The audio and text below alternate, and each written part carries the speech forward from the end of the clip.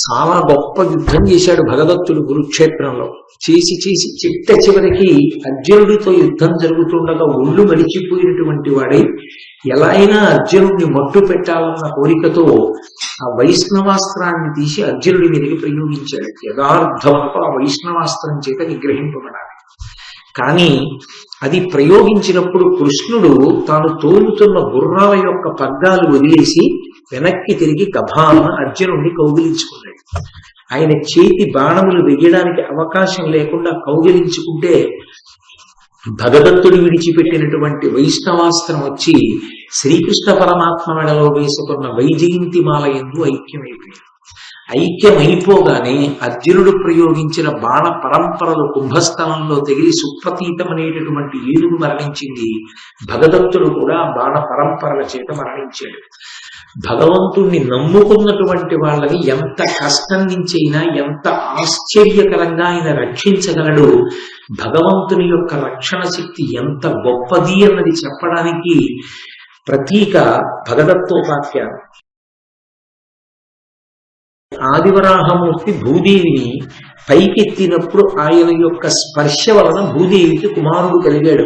అతనే నరకాసురుడు. ఆయన తల్లి చేతిలోనే చనిపోవాలి. అందుచేతనే భూదేవి సత్యభామగా వచ్చి తన కొడుకని తెలియక తల్లిగా చంపలేదు కనుక సత్యభామా స్వరూపంగా భూభారాన్ని తగ్గించడానికి సంహారం చేసింది. ఆ నరకాసురుని యొక్క కుమారుడే భగదత్తుడు. ఆ నరకాసురుడు మరణించిన సందర్భంలో కృష్ణ పరమాత్మని ప్రార్థన చేసింది. నీ కుమారుడే ఈ నరకాసురుడు మరణించాడతని కుమారుడు భగదత్తుడు. ఇతని సంరక్షణార్థం నువ్వు ఏర్పాటు చెయ్యవలసింది అంటే కృష్ణ పరమాత్మ వైష్ణవాస్త్రాన్ని ఇచ్చారు అతనికి. నువ్వు దీన్ని ఎంతకాలం గోప్యంగా నీయందే దాచి ఉంచుకుంటావో అంతకాలము అవర్చుడు. నిన్ను ఎవ్వరూ ఓడించలేరు. యుద్ధంలో నిన్ను ఓడించడం, నిన్ను సంహరించడం ఎవరికీ సాధ్యం కాదు.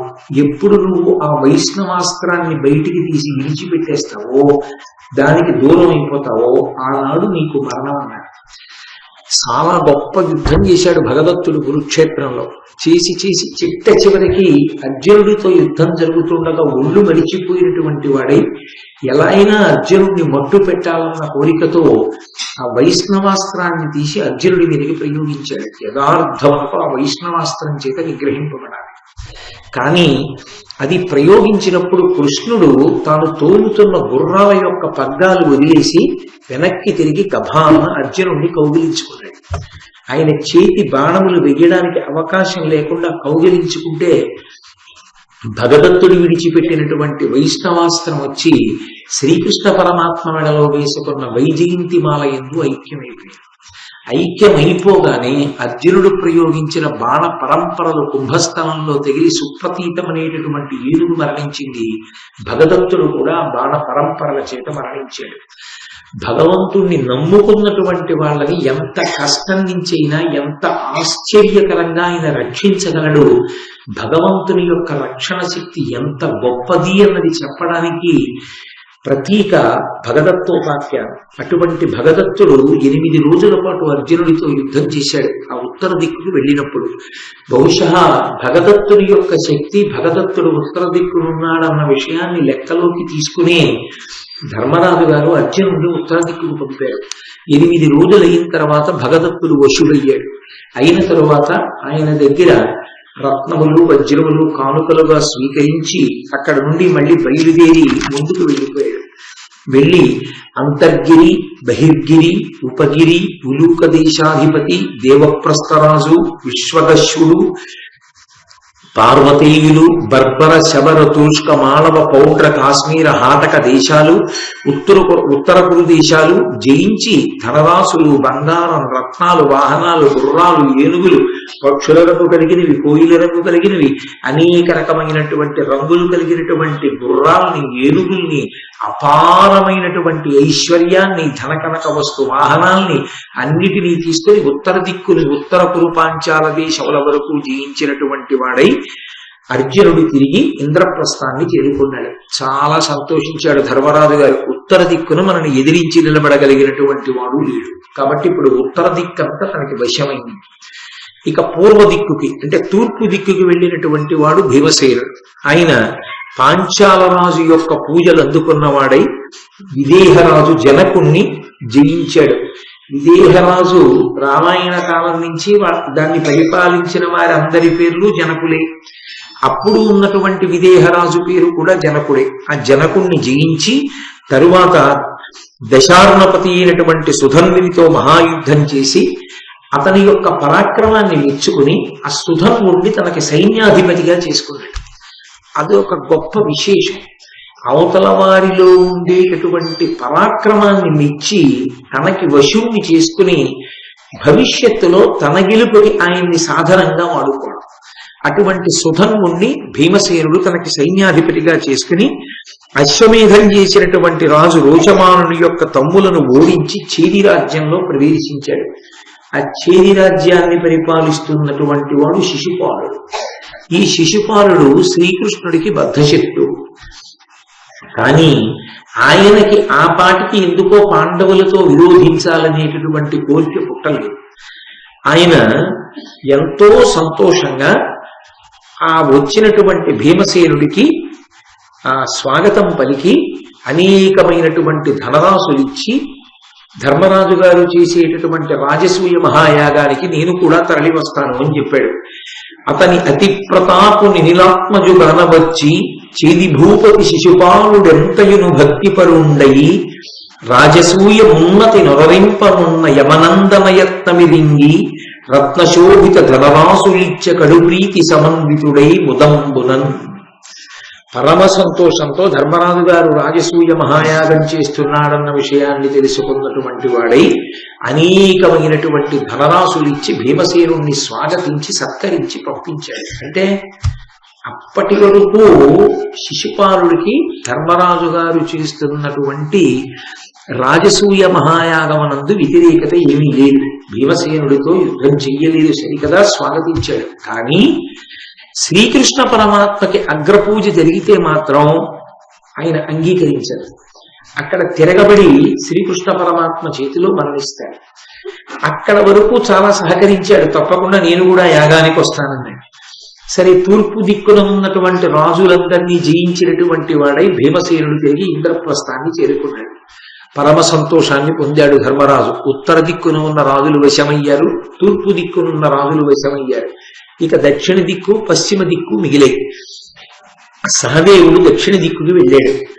సుమిత్రుణ్ణి శూరశేరుణ్ణి దంతవక్త్రుణ్ణి యవనుల్ని గో శృంగగిరి నివాసుల్ని జంభకుణ్ణి విందాన బిందుల్ని ఓడించాడు.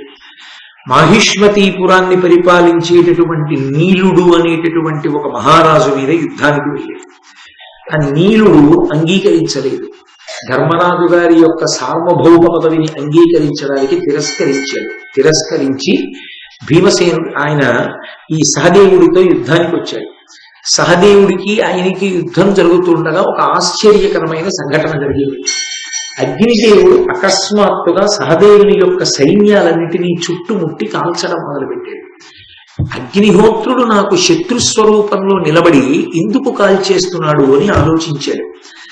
ఆలోచిస్తే ఒక విషయం ఆయనకి అవగతమైంది. ఆ రాజ్యాన్ని, అక్కడ ఉండేటటువంటి ఆ మాహిష్మతీపురాన్ని ఒకానొకప్పుడు నిషధుడు అనబడేటటువంటి రాజు పరిపాలన చేసేవాడు. ఆ నిషధుడు పరిపాలన చేస్తున్నటువంటి కాలంలో అగ్నిహోత్రుడు బ్రాహ్మణుడు. ఆయన అగ్నిహోత్రుడు బ్రాహ్మణుడు కాబట్టే ఆగ్నేయ దిక్కున కదూ పొయ్యి పెట్టి అన్నం వండుతాం. అన్నం వండిన తర్వాత ఇప్పుడు ఆ ఆచారం తగ్గిపోయిందనుకోండి.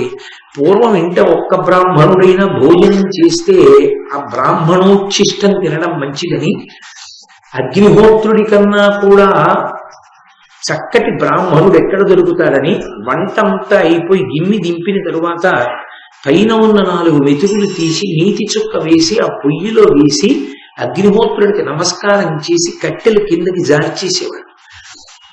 ఆ అన్నాన్ని అగ్నిహోత్రుడు తిన్నాడు. తరువాతనే అగ్నిప్రసాదంగా మనం తిన్నాము. దానివల్ల అనారోగ్యం ఏర్పడకుండా యజమాని ఇంట్లో ఉన్న వాళ్ళు ఆరోగ్యంతో సంతోషంగా ఉంటారు.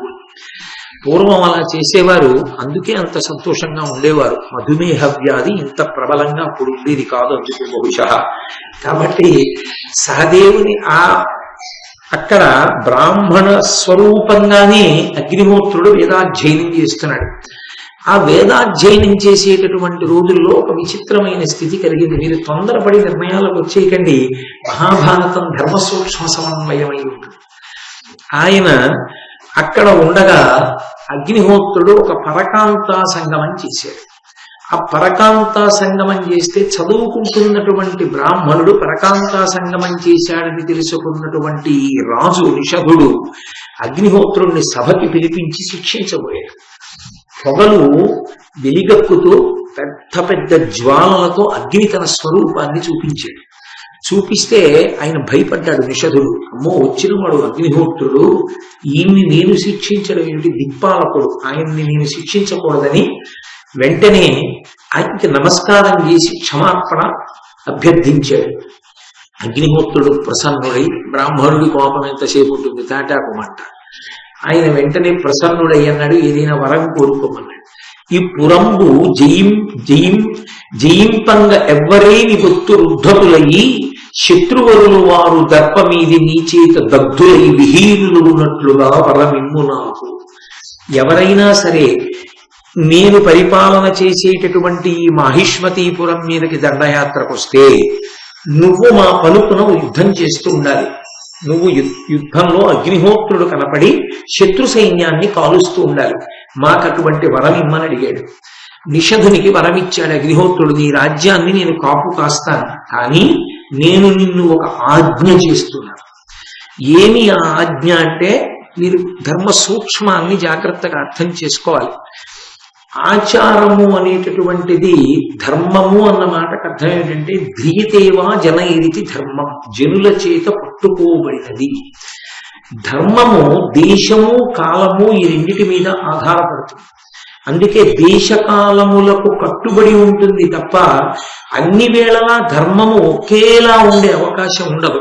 నేను మీతో తరచుగా చెప్తుంటా, ఏకాదశి నాడు ఉపవాసం ధర్మం, ద్వాదశి నాడు ఎంత తొందరగా వీలైతే అంత తొందరగా అన్నం తినడం ధర్మం, పారణ ధర్మం. అలాగే నా కూతురు ముందు నిలబడితే నాది తండ్రి ధర్మం, నా భార్య ముందు నిలబడితే నాది భర్తృధర్మం. నేను ఇక్కడికి వస్తే సభాధ్యక్షుడిగా నా ధర్మం, నేను నా కార్యాలయానికి ఇడితే నాది ఉద్యోగి ధర్మం.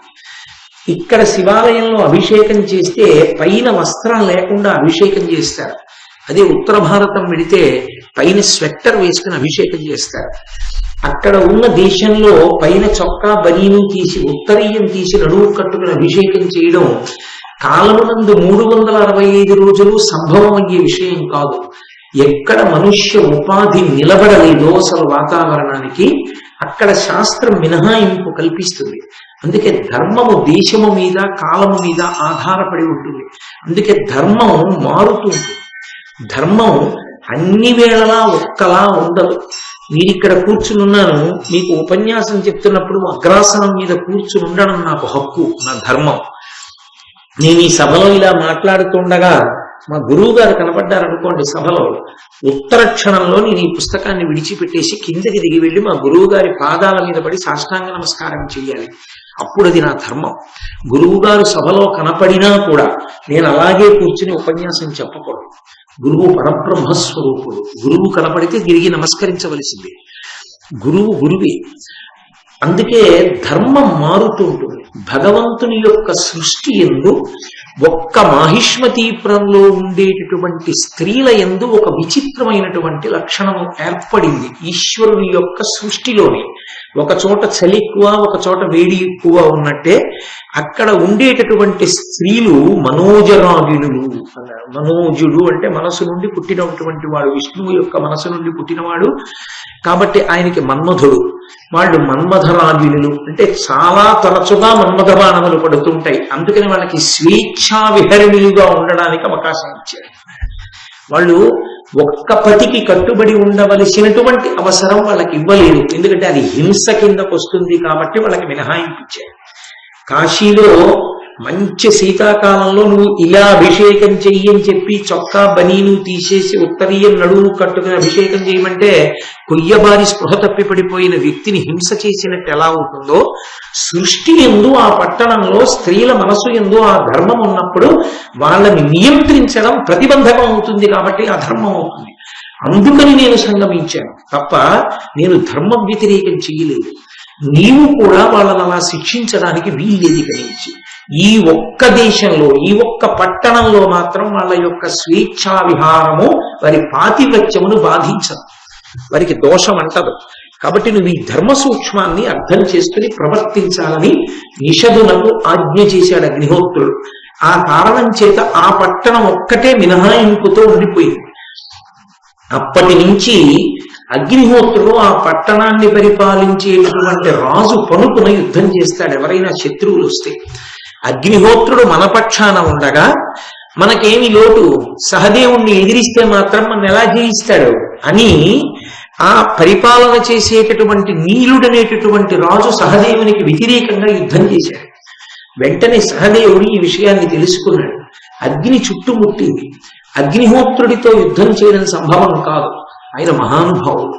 కాబట్టి ఆయన్ని స్తోత్రం చెయ్యాలని వెంటనే స్నానం చేసి దర్భలు పరిపించి ఆ దర్భల మీద పడుకున్నాడు. దర్భకి పవిత్రం చెయ్యగలిగినటువంటి శక్తి విశేషంగా వచ్చింది.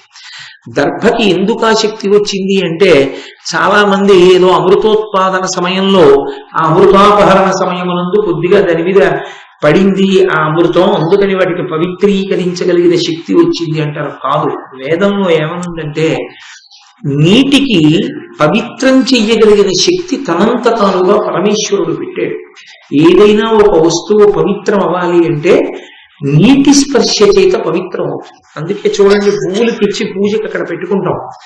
ఈశ్వరుడి పాదాల మీద వేసే ముందు కాసి నీళ్లు చల్లుతాం. ఎందుకని అంటే ఆ పువ్వులు కోసినప్పుడు ఎలా కోశారో ఆ పువ్వులు తీసుకొచ్చే లోపల ఎంగిలి గాలి తగిలి ఉండి ఉండవచ్చు, తెలియక ఎవరైనా కింద పడిన పువ్వు మళ్ళీ పూజా పాత్రలో పెట్టి ఉండి ఉండవచ్చు అని ఆ పూల మీద కాసిన నీళ్లు చిలుపుతారు. దానికి మంత్రం ఉండదు. మంత్రం లేకుండా చల్లిన ఆ నీటి స్పర్శ చేత పువ్వులు మళ్ళీ పవిత్రం అవుతాయి, ఈశ్వరారాధనకు యోగ్యతని పొందుతాయి. అలాగే ఈ వస్తువుకి అశౌచం ఏర్పడింది అని అనుమానం వచ్చింది అనుకోండి, కాసేపు నీళ్లు చల్లి వస్తువు తీసుకుంటారు. అలాగే మనకి మైల పోవాలి అంటే మైల ఎందుకు ఏర్పడుతుంది అంటే, శరీరమునకు నవరంధ్రములు ఉంటాయి. 2 కళ్ళు, 2 చెవులు, 2 ముక్కులు, 6, నోరు 7, మలద్వారం 8, మూత్రద్వారము 9. ఈ 9 కాక కొన్ని లక్షల స్వేదరంధ్రములు ఉంటాయి. వీటిలోంచి ఎప్పుడు మలం బయటికి విసర్జింపబడుతూనే ఉంటుంది. ఆ మలం విసర్జింపబడేది నిద్రపోయినప్పుడు ఎక్కువగా విసర్జిస్తుంది శరీరం. ఆ నిద్రపోయి లేచినప్పుడు ఆ మలం ఏర్పడుతుంది. కాబట్టి దేవాలయ ప్రవేశం కానీ పూజా మందిర ప్రవేశం కానీ చెయ్యకూడదు. అందుకని స్నానం చేసి వెళ్ళాలి. స్నానం అంటే నీళ్లు పోసుకోవడం. నీటితోటి సంపర్కం ఏర్పడితే శుద్ధి కలుగుతుంది.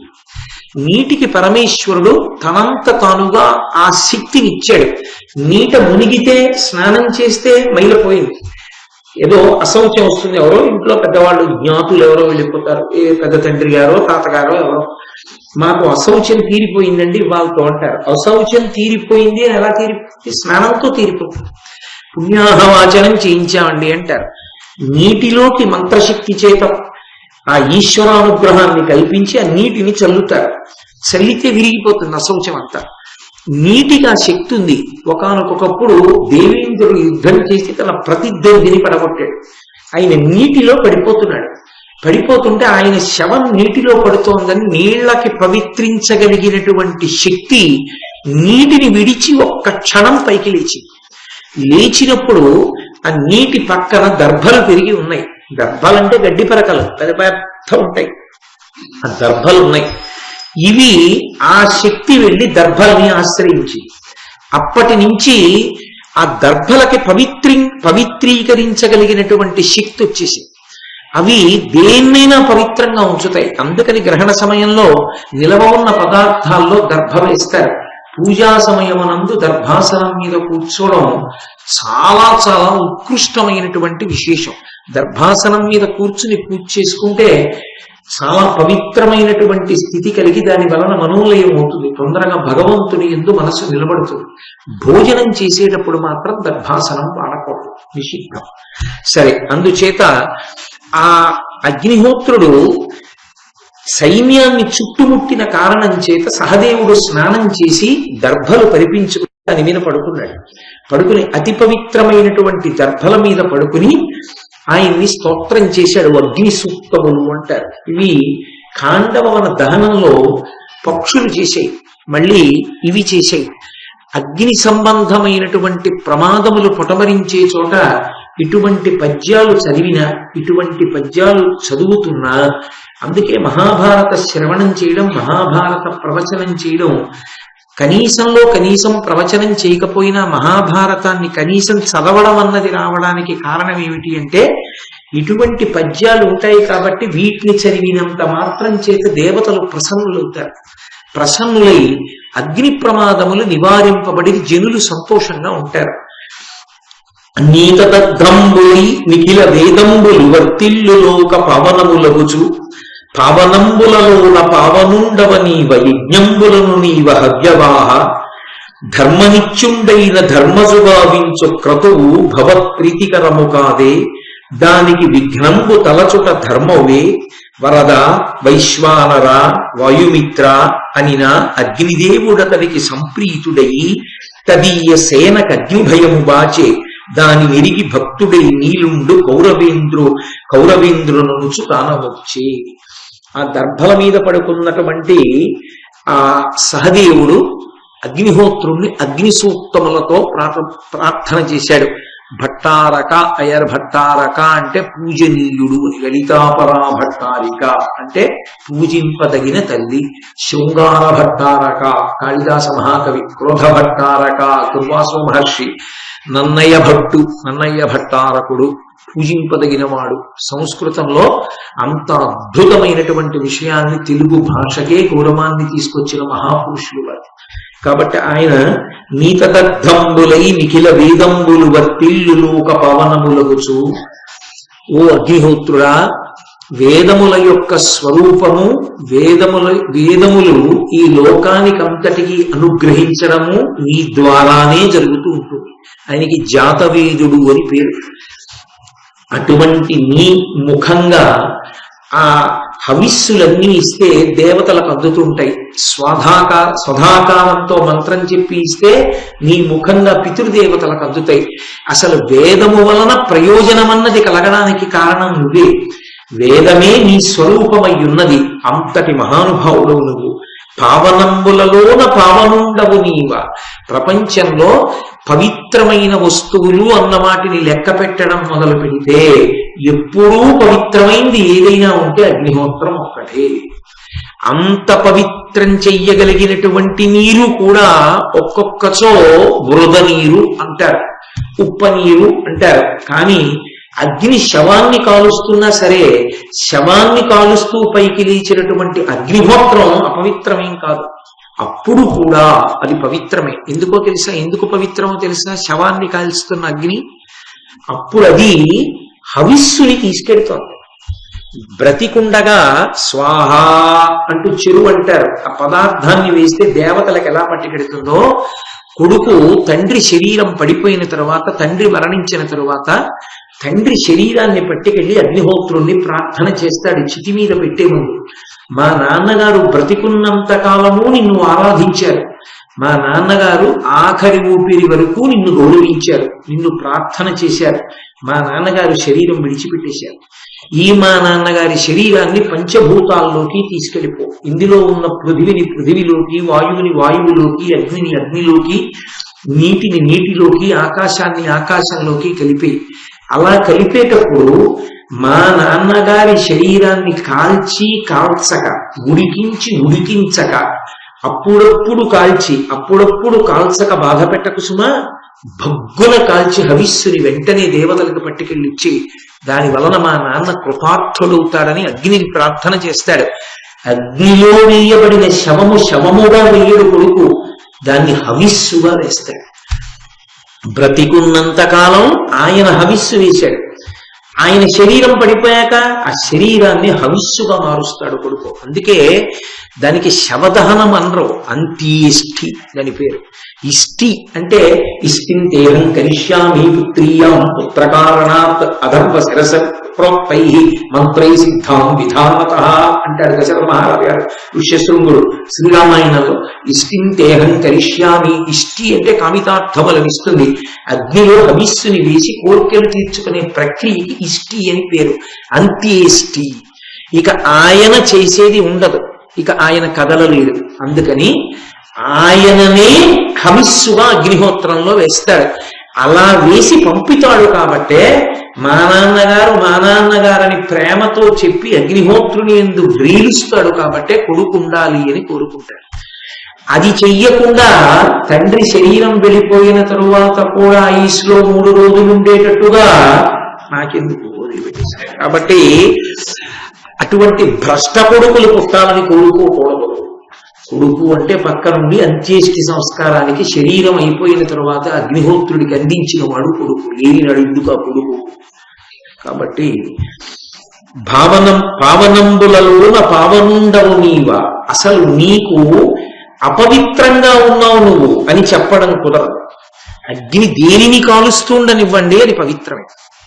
దీనికి తగిలి ఉంది కాబట్టి ఇప్పుడు అగ్ని అపవిత్రం. అపవిత్ర అగ్ని పవిత్ర అగ్ని లేవు. అగ్ని పవిత్రం. అందుకే పవిత్రమైన వస్తువులు అన్న వాటిని లెక్క పెడితే మొట్టమొదట చెప్పగలిగినది అగ్ని, తర్వాత ఇంకేమైనా. అంతటి మహానుభావుడు, అంతటి పవిత్రమైనటువంటి స్వరూపం ఉన్నవాడివి. యజ్ఞంబులను నీవ హవ్యవాహ. ఎవరు ఎక్కడ యజ్ఞం చేసినా నీవే హవ్యవాహనుడవు. హవ్యవాహనుడు అంటే వాహనుడు అంటే పట్టుకెళ్ళేవాడు. హవ్యము అంటే దేవతలు తినేది. దేవతలు తినడానికి హవ్యాన్ని ఇస్తే దాన్ని పట్టుకెళ్ళి దేవతలకి అందించగలిగిన వాడివి నువ్వే. ఇంకా ఎందులో వేసినా అది దేవతలకు అందదు. మీరు బాగా జ్ఞాపకం పెట్టుకోవాల్సిన ఆ మాట. అందుకే అది సూక్తమైంది. మీరు ఇచ్చినది ఏది దేవతలు తినరు. నివేదన చేశారనుకోండి, నివేదన చేస్తే ఈశ్వరుడు కన్ను విప్పి చూస్తాడు ఒకసారి దాన్ని. అసలు ఈశ్వరమూర్తి యొక్క వైభవం దేని మీద ఆధారపడుతుంది అంటే ప్రధానమైన కారణాల్లో ఒకటి నివేదన రాశి, నివేదనా పదార్థ శౌచం. ఒక దేవాలయంలో ఉండేటటువంటి మూర్తి వైభవం దేని చేత నిలబడుతుందంటే పరమ శౌచంతో మీరు ఆ మూర్తి వైభవానికి తగినంత పదార్థాన్ని ప్రతిరోజు నివేదన చెయ్యాలి. అలా నివేదన చేయకపోతే ఆ దేవాలయం యొక్క ప్రాభవం నిలబడదు. సరే, అది ఇంట్లో పూజ దగ్గర నుంచి కూడా ఉంటుంది. ఇప్పుడు నేను దాన్ని అంత లోతుగా స్పృశించాలని అనుకోవట్లేదు. కాబట్టి ఆయన దేవతలకందరికీ కూడా పట్టుకెళ్ళి దేవతలు చెయ్యి చాపి పుచ్చుకుని నోట్లో వేసుకోవాలంటే ఒక్కటే ఒక్క ఆధారంతో వెడుతుంది, అగ్నిముఖంగానే వెడుతుంది. యజ్ఞం చేస్తూ హోమం చేయాలి. యజ్ఞమునందు హోమము అంటే అగ్నిహోత్రంలోకి పదార్థాన్ని వేస్తే హోమ ప్రక్రియ అంటారు. ఆ హోమం చేస్తే దాన్ని దేవతలు తింటారు. మిగిలిన సమయాల్లో కన్ను విప్పి చూస్తారంటే, మనం నివేదన చేస్తే, మనం భక్తితో నివేదన చేస్తే వాళ్ళు కళ్ళు విప్పి చూసి ప్రసన్నులవుతారు. వారి చేత చూడబడింది కాబట్టి ప్రసాదం. అందుకే వారు ముందు చూడాలి తప్ప ఇంకొకరు చూడకూడదని చెప్పి బట్ట కప్పి తీసుకెడతారు ప్రసాదం నైవేద్యం చేసేటప్పుడు. తెర వేయడానికి కారణం అది. ఎందుకంటే తెర తీసేసి అక్కడ ఉంచి నైవేద్యం చేస్తే ముందే చూసి ఎంత బాగుందో రాశిని ఎవరైనా మనసులో అనుకుంటే వాడి చూపుల చేత ఎంగిలవుతోంది కాబట్టి తెర వేసేసి ఈశ్వరుడి ముందు పెట్టి బట్ట తీసి ఈశ్వరుడికి నివేదన చేస్తారు. అది మర్యాద, శాస్త్ర మర్యాద. కాబట్టి అలా దేవతలకి ఏదైనా పదార్థం తినడానికి అందాలి అంటే నీవు వినా మార్గం లేదు, నీ ఒక్కడవే మార్గం. బలిహరణము అని పెడతారు, దేవాలయంలో పెట్టాలి ప్రతిరోజు. అంటే మంగళవాయిద్యంతో పెడతారు. మంగళవాయిద్యం లేకపోతే అథవా ప్రతి గుళ్ళో జేగంట అని ఉంటున్న జేగంట ఉండాలి. ఆ జేగంట ముందు ఒకరు వాయిస్తూ ఉండగా పదార్థాన్ని తట్టలో పెట్టుకుని దేవాలయానికి ప్రదక్షిణంగా పెడతారు. ఉదయం వెళ్ళి బలిహరణ మంటపాలు ఉంటాయి, చిన్న చిన్న చిన్న చిన్న దిమ్మల్లాగా, వాటి మీద పెట్టాలి అన్నం. పెడితే దేవాలయంలో బలిభొక్కులు అంటారు, పక్షులు మొదలైనటువంటివి కూడా వచ్చి ఆ పదార్థాన్ని తినాలి. దేవాలయ వ్యవస్థ యందు దేవాలయం మీదనే అందరూ ఆధారపడతారు. ప్రతి వాళ్ళు దేవాలయాన్ని సేవించుకోవడానికి అర్హత కల్పించింది వేదం. ఒక చాకలి ఉన్నాడు, ఈశ్వరుడి బట్టలు ఉతుకుతాడు. ఇంకొకడు ఉన్నాడు, స్వామికి డప్పు కొడతాడు. ఇంకొకడు ఉన్నాడు, స్వామికి కుండలు చేసి పట్టుకొచ్చి ఇస్తాడు అభిషేకం జరిగేటప్పుడు. వేరొకడు ఉన్నాడు స్వామికి పాత్ర సామాను చేసిస్తాడు, వేరొకరున్నారు దేవాలయాన్నంతటినీ తుడుస్తారు, ఒక నాట్యం వచ్చిన వారు ఉన్నారు రాజోపచారంలో నాట్యం చెయ్యాలి, ఒక సంగీతం వచ్చిన వాళ్ళు ఉన్నారు రాజోపచారంలో సంగీతం పాడాలి, వ్యాకరణం వచ్చిన వాళ్ళు ఉన్నారు శివాలయంలో వ్యాకరణ మంటపంలో కూర్చుని శిష్యులకు మడికట్టుకుని వ్యాకరణం చెప్పేవారు పూర్వం. ఒక్క శివాలయంలోనే వ్యాకరణ మంటపం ఉంటుంది, వ్యాకరణం చెప్పాలి. దేవాలయమే అన్నిటికీ ఆధారం, దేవాలయంలోనే ప్రవచన మంటపం ఉంటుంది, అందులోనే సమస్త పురాణేతిహాసములు ప్రవచనం జరుగుతాయి. ఆ ప్రవచనాన్ని విని, ప్రవచనం అంటే ప్రకృష్ట వచనం, మనసు బాగా ఊంచుకునేటట్టుగా సమర్థించి చెప్తారు. చెప్తే మనసు ధర్మమునందు ఊంచుకుంటుంది. సాయంకాలం ప్రవచనం విని పడుకుంటాడు, మరునాడు కార్యాలయానికి పనికి వెళ్ళినప్పుడు ఈ ధర్మాన్ని మనసులో పెట్టుకుని ఏ తప్పు పని చేయకుండా ధర్మానికి కట్టుబడి పనిచేస్తారు. అందుకే దేశానికి కావలసినటువంటి ధర్మం అంతా ఎక్కడ నుంచి ప్రవహించిందంటే దేవాలయాలలో ఉండేటటువంటి ప్రవచన మంటపాలలోంచి ప్రవహించింది. అసలు ప్రవచన మంటపం అనేటటువంటిది ఉండడానికి కావలసినంత ఖాళీ కూడా లేకుండా అంగుళానికో గుడి చొప్పున దేవాలయాల్లో కట్టేయడం వచ్చేసిన తరువాత ప్రవచన మంటపాలన్నవి కొరత పడిపోయి, గట్టిగా ఎక్కడైనా ఏదైనా ఉపన్యాసం జరిగితే ఓ 400 మంది కూర్చోవడానికి చోటు కనపడిన ప్రతి చోట ఎవడో ఏదో పుణ్యం సంపాదించుకోవాలి, ఓ గుడి కట్టేస్తూ ఉండడం. ఆ గుడి అక్కడ ఉండొచ్చా ఉండకూడదా సంబంధం లేదు, కట్టేది ఓ ఆగమం ఓ శాస్త్రం ఏం అక్కర్లేదు, ఎవడికి తోచిన గుడి ఎవడి ఇష్టం వచ్చిన చోట వాడు కట్టేస్తూ ఉంటాడు. కాబట్టి ఒక దేవాలయానికి ప్రవచన మంటపం ఉండదు, ఒక దేవాలయంలో ఓ ఉత్సవం చేయడానికి అవకాశం ఉండదు, ఓ దేవాలయంలో ప్రదక్షిణం చేయడానికి అవకాశాలు ఉండవు. సరే, వీటన్నిటి వలన ఏమవుతుందంటే దేవాలయం ఉత్సవ నిర్వహణకు అవకాశం లేని స్థితిని పొందుతుంది. ఉత్సవం చేయకపోతే జనుల యొక్క ప్రహృష్టమైనటువంటి స్థితికి భంగం ఏర్పడుతుంది. అప్పుడు ఏమవుతుంది, ఎక్కడ అవైదికంగా చెయ్యాలో అక్కడ చేయవలసి వస్తుంది. నేను నా మనస్సు పట్టుకోగలిగితే నేను మీకు ఒక మాట చెప్తాను, దేవాలయాలు ఎక్కడా కూడా ప్రవచన మంటపాలు లేవనుకోండి, ప్రవచనం చెయ్యవలసింది ఓ ఆడిటోరియంకి వెళ్ళి ఎక్కడో ప్రవచనం చేశారనుకోండి, తీరా ఆడిటోరియంకి వెళ్ళి ప్రవచనం చేస్తే ఇప్పుడు మీరు కూర్చున్నట్టుగా అందరూ చెప్పులు విప్పి వచ్చి కూర్చోరు, కాళ్ళతో చెప్పులతో వచ్చి కూర్చుని వింటూ ఉంటారు. చెప్పేవాడు ఒక్కడే చెప్పులు విప్పి చెప్పుకుంటూ ఉంటాడు, వాడొక్కడే చెప్పులు విప్పి వేదిక మీద కూర్చుంటాడు. వినేవాళ్లలో ఎవరూ చెప్పులు విప్పారు, ఎందుకంటే చెప్పులు విప్పి పెట్టి రావడానికి అవకాశం అక్కడ ఉండదు. కాబట్టి ఏమైంది, దేవాలయం భర్తీ చేయలేకపోయింది కాబట్టి అవైదికమైనటువంటి చోట ప్రవచనం చేయవలసి వస్తుంది. అప్పుడు చెప్పులు వేసుకుని వినడం ఏమిటి, అసలు శ్రోతకది ఉండవలసిన లక్షణమా? ఓ భగవత్ సంబంధం వినేటప్పుడు ఒక దేవాలయంలో చెప్పులు విప్పి పవిత్రంగా కూర్చుని వినడానికి, ఒక ఆడిటోరియంలో చెప్పులు వేసుకుని కుర్చీలో కూర్చుని వినడానికి తేడా ఉందా లేదా? ఎంత తేడా వస్తుంది వినేటప్పుడు? ఎక్కడుంది పవిత్రమైనటువంటి లక్షణం, ఎక్కడుంటుంది? కాబట్టి ఎక్కడ ఏ వ్యవస్థ ఎలా ఉండాలో అలా ఉండాలి. ఒక దేవాలయ నిర్వహణ జరుగుతోంది అంటే దేవాలయ నిర్వహణగానే ఉండాలంతే. కాబట్టి బలిహరణ మంటపం ఉన్నది అంటే బలిభుక్కులు వచ్చి తింటాయి. యజ్ఞం జరిగింది ప్రతి చోట ప్రతి దేవాలయంలో జరగాలి, హోమం జరిగితే దేవతలు వస్తూ ఉంటారు, వచ్చి తిని పెడతారు. వాళ్ళకు లక్షణం ఉంటుంది, వాళ్ళు కంటికి కనపడక్కర్లేదు. ఒకప్పుడు కనపడేవారు, రామాయణ కాలంలో దేవతలు కనపడేవారు వచ్చి కూర్చోవడం.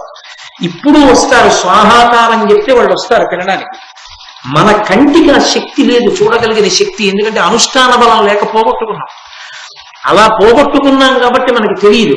ఒకనొకప్పుడు కంచి పరమాచార్య స్వామి వారు ఒక పాడుపడిపోయినటువంటి దేవాలయంలో ఉంటుండేవారు.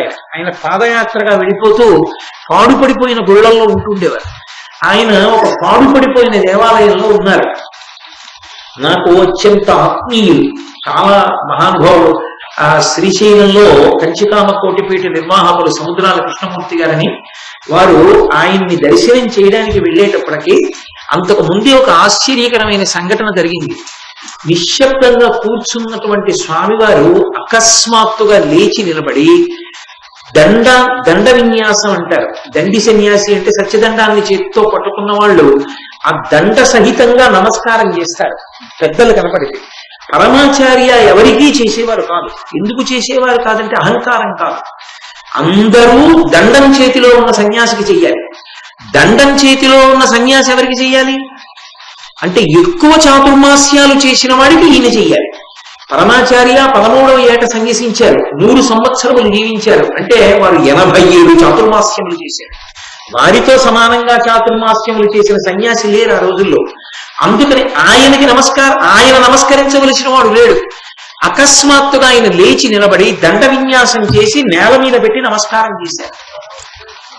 ఎవరికి తెలియలేదు ఎవరికి చేశారు, ఎవరు లేరుగా, ఎందుకు చేస్తున్నారు ఇక్కడ అనుకున్నారు. తర్వాత అడిగారు ఎవరికి చేశారు. సాధారణంగా ఆయన చెప్పేవారు కాదు. స్వామి హనుమ వచ్చారు అన్నారు.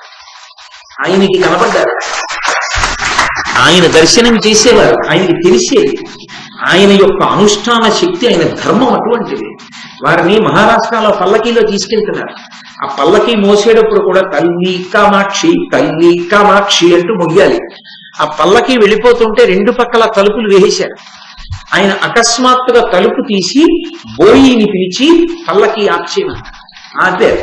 వారి కిందకి దిగిపోయి పల్లకీ పట్టుకు రండి, బహుశా ఈ వీధి మనం దాటిపోయే వరకు నేను పల్లకీ ఎక్కను.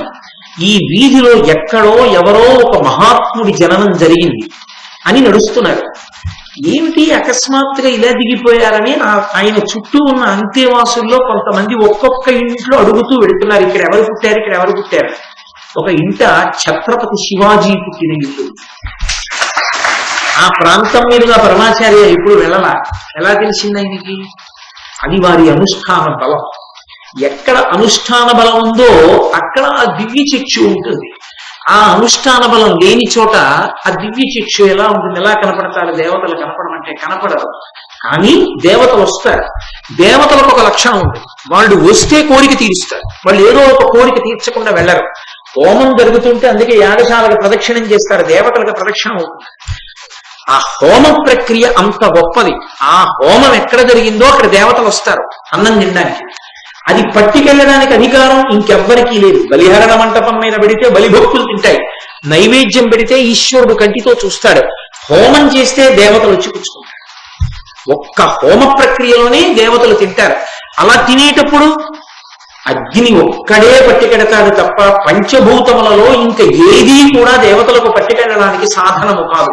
నీటిలో వేస్తే దేవతలు తినరు, పృథివీ మీద వేస్తే తినరు, వాయువులో వేస్తే తినరు, ఆకాశమునందు తినరు, అగ్నిముఖంగా తింటారు.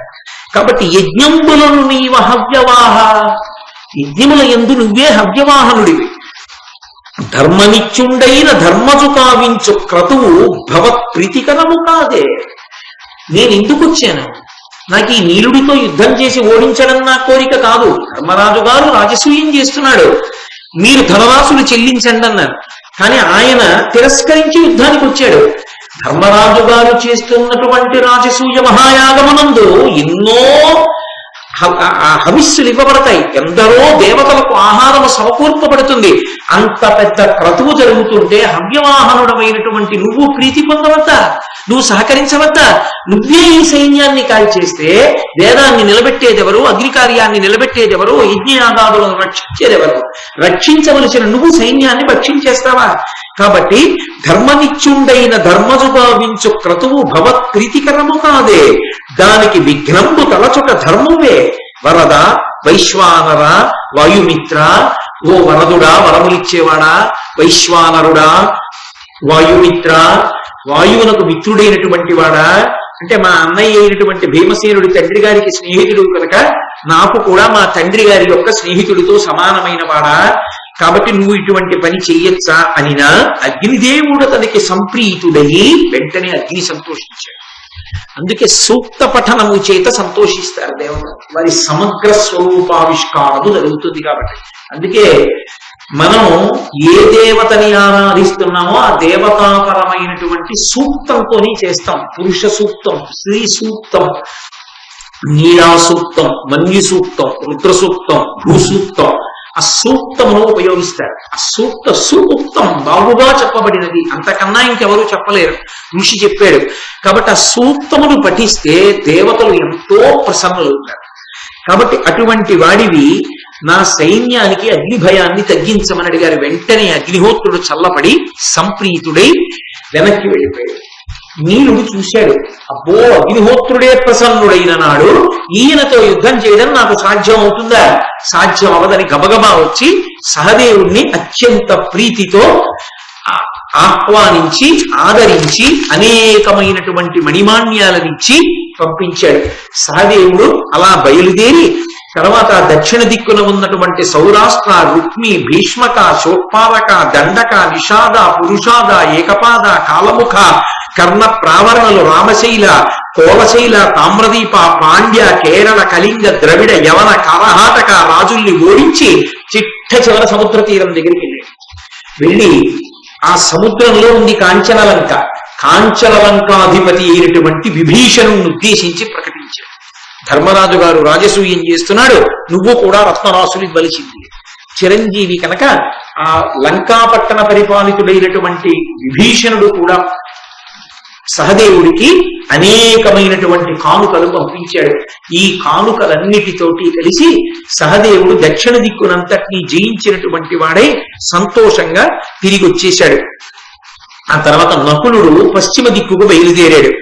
మహితక దేశాన్ని, మరు, మానవ, బర్బర, కర్బర, శైరీషక, దాశార్ణ, పుష్కరాణ్య, సరస్వతి, సింధూ నదీ తీరాల రాజ్యాలను, పంచనద, అమర పర్వతవాసులను గెలిచి శ్రీకృష్ణుడు ద్వారకానగరంలో పశ్చిమ దిక్కున ఉన్నాడు కాబట్టి ఆ ద్వారపతిలో శ్రీకృష్ణుడికి తన రాకను తెలిపి ఆయన యొక్క ప్రీతిని పొంది మేనమామ మద్రపతి అయినటువంటి శల్యుణ్ణి చూసి శల్యుని యొక్క గౌరవాన్ని పొంది అక్కడి నుంచి తిరిగి ఆ దిక్కునంతటినీ జయించి వచ్చాడు.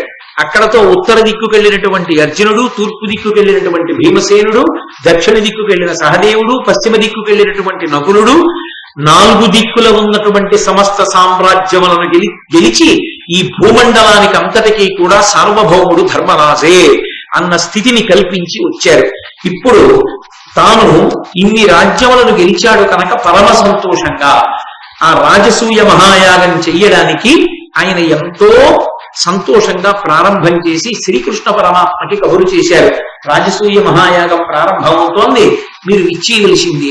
శ్రీకృష్ణుడు వచ్చాడు, కూర్చోపెట్టాడు. ఆయన్ని కూర్చోపెట్టి పూజ చేసి, నీ యొక్క అండదండల వలన ఈ సమస్త రాజ్యములను గెలిచాను తప్ప నీవు పక్కన లేకపోతే, నీ అండ లేకపోతే ఇవాళ ఈ భూమండలం మీద ఉన్నటువంటి రాజులందరినీ గెలవడం మాకు సాధ్యమా కృష్ణ?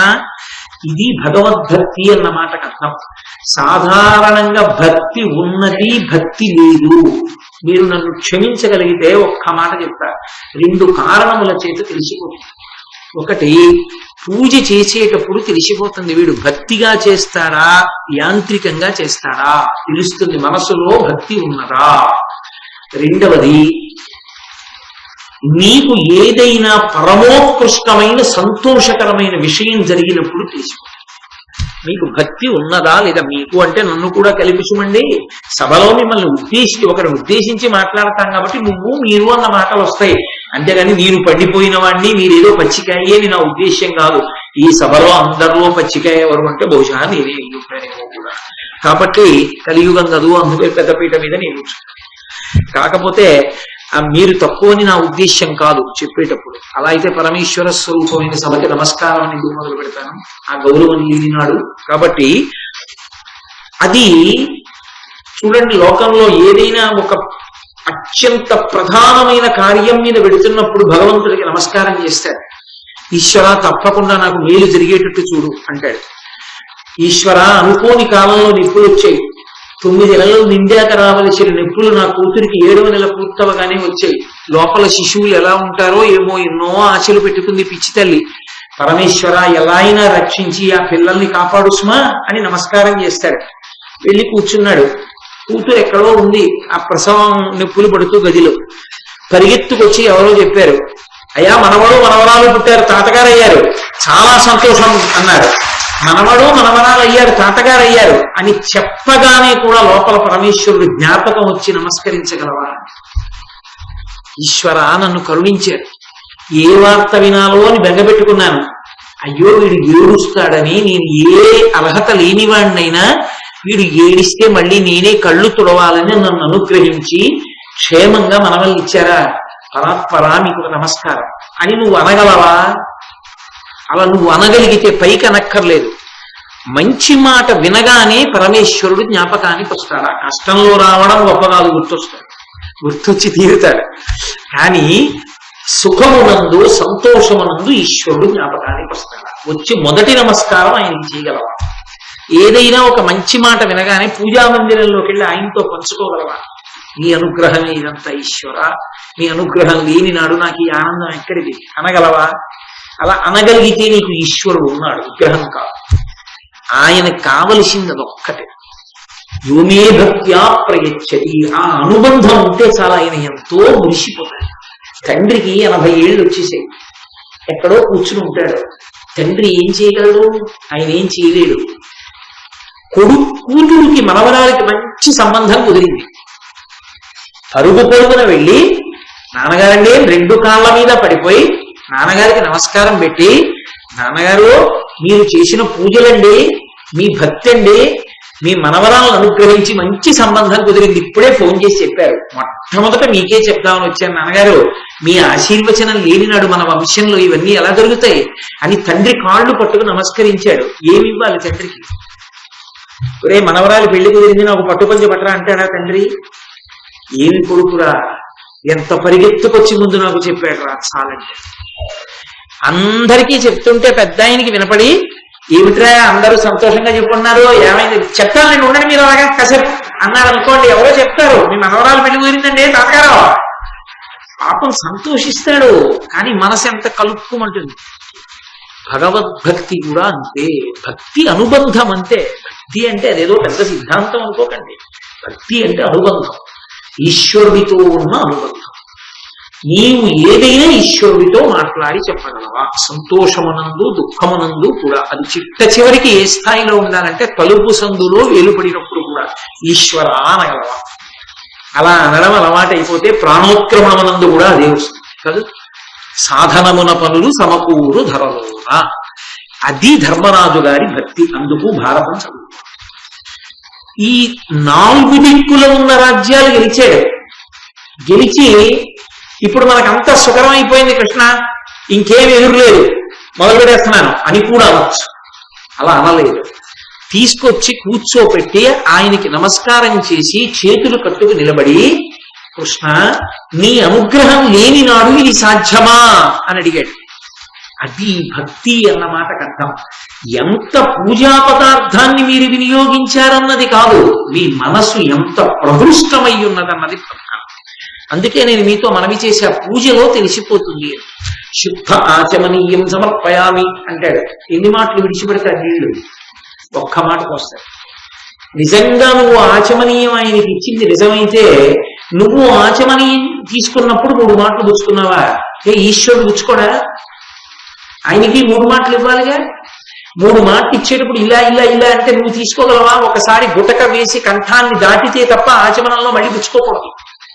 మరి నీకు ఇలా చేతిలో పోసుకుని ఇక్కడ పెట్టుకుని చప్పుడు లేకుండా గుటక వేయడానికి కొంత సమయం పడితే, ఈశ్వరుడికి కూడా పుచ్చుకోవడానికి కొంత సమయం పడుతుందా? మరి నువ్వు ఉద్ధరణితో నీళ్లు విడిచిపెట్టేటప్పుడు ఒకసారి విడిచిపెట్టిన దానికి 2వసారి విడిచిపెట్టిన దానికి మధ్యలో ఆ సమయాన్ని పరిపాలన చెయ్యాలా? అది లేని నాడు ఏం పూజ చేసినట్లు? మనసు ఎక్కడ నిలబడింది? నాలుక చెప్తోంది, కర్మేంద్రియం చెయ్యి చేసింది. ఈశ్వరుడు అన్నాడు నాకెందుకు? ఆ ఉద్ధరిని నేను, నీ సప్తధాతువులు నేను, ఆ నీళ్లు నేను, అన్నీ నేనే. అన్నీ నేనైనా నీ మనసు పెడితే నేను పుచ్చుకుంటాను. నేను లేనివాడము కాను, కాఠిన్యము లేనివాడు, నాదని నేను అహంకరించాను. నువ్వు సంతోషంగా ఇస్తే నేను పుచ్చుకుంటాను. అది అనుబంధం అన్న మాటకు అర్థం. అందుకే పూజ అనగా అనుబంధ సంస్మరణము. ఆ ప్రేమతో చేసేది పూజ తప్ప ఆ ప్రేమ లేకుండా చేసేది యాంత్రికము. అదొక తొంత అంటారు. తొంత అంటే మనసు అక్కడ ఉండదు, చెయ్యాలి కాబట్టి చేస్తూ ఉంటారు. ఏదో ఆయన తొంతు చేశాడండి అంటారు. కాబట్టి చాలా చోట్ల జరిగేటటువంటి పూజలన్నీ తొంతులు. సత్యనారాయణ వ్రతం చేస్తున్నామంటారు. సత్యనారాయణ వ్రతం చేస్తే సత్యనారాయణ వ్రత మంటపం కన్నా పైకి ఎవరైనా కూర్చోవచ్చా? ఆయన కన్నా పైకి ఎలా కూర్చుంటావు? కింద కూర్చోవాలి ఆయన కన్నా. ఆ వచ్చిన వాళ్ళందరూ కుర్చీల్లో కూర్చుంటే అది వ్రతం ఎలా అవుతుంది? ఆయన్ని అవమానించడం అవుతుంది. అంత నీకు మోకాలు నొప్పులైతే గడప అవతల కూర్చో, మంత్రం వినపడుతోందిగా. అక్కడికి నువ్వు కుర్చీకి కూర్చోవడం ఎందుకు? నీ పెద్దరికం.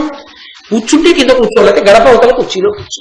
తగుదునమ్మ అని నవగ్రహ మండపం, అష్టదిక్పాలకులు, సత్యనారాయణ స్వామి ఇంతమందిని పిలిస్తే వీడు ఒక్కడు కుర్చీ. నీకు గౌరవం భక్తి ఉంటే ఇంతమంది వస్తున్నారండి పెద్దవాళ్ళు, కుర్చీ ఎందుకంటే నేను గడప అవతల కూర్చుంటే ఆ దోషం రాదు అని గడప అవతల కూర్చో. నిజంగా కూర్చోలేకపోతే దోషం ఏం లేదప్పుడు. అక్కడ ఎందుకు మండపం పక్కన కూర్చుంటారు. పెళ్లి జరిగేటప్పుడు చూడండి, సర్వమంగళాదేవతని పిలిచి కొబ్బరి బొండం మీద మంగళసూత్రాన్ని పెట్టి పూజ చేస్తుంటారు.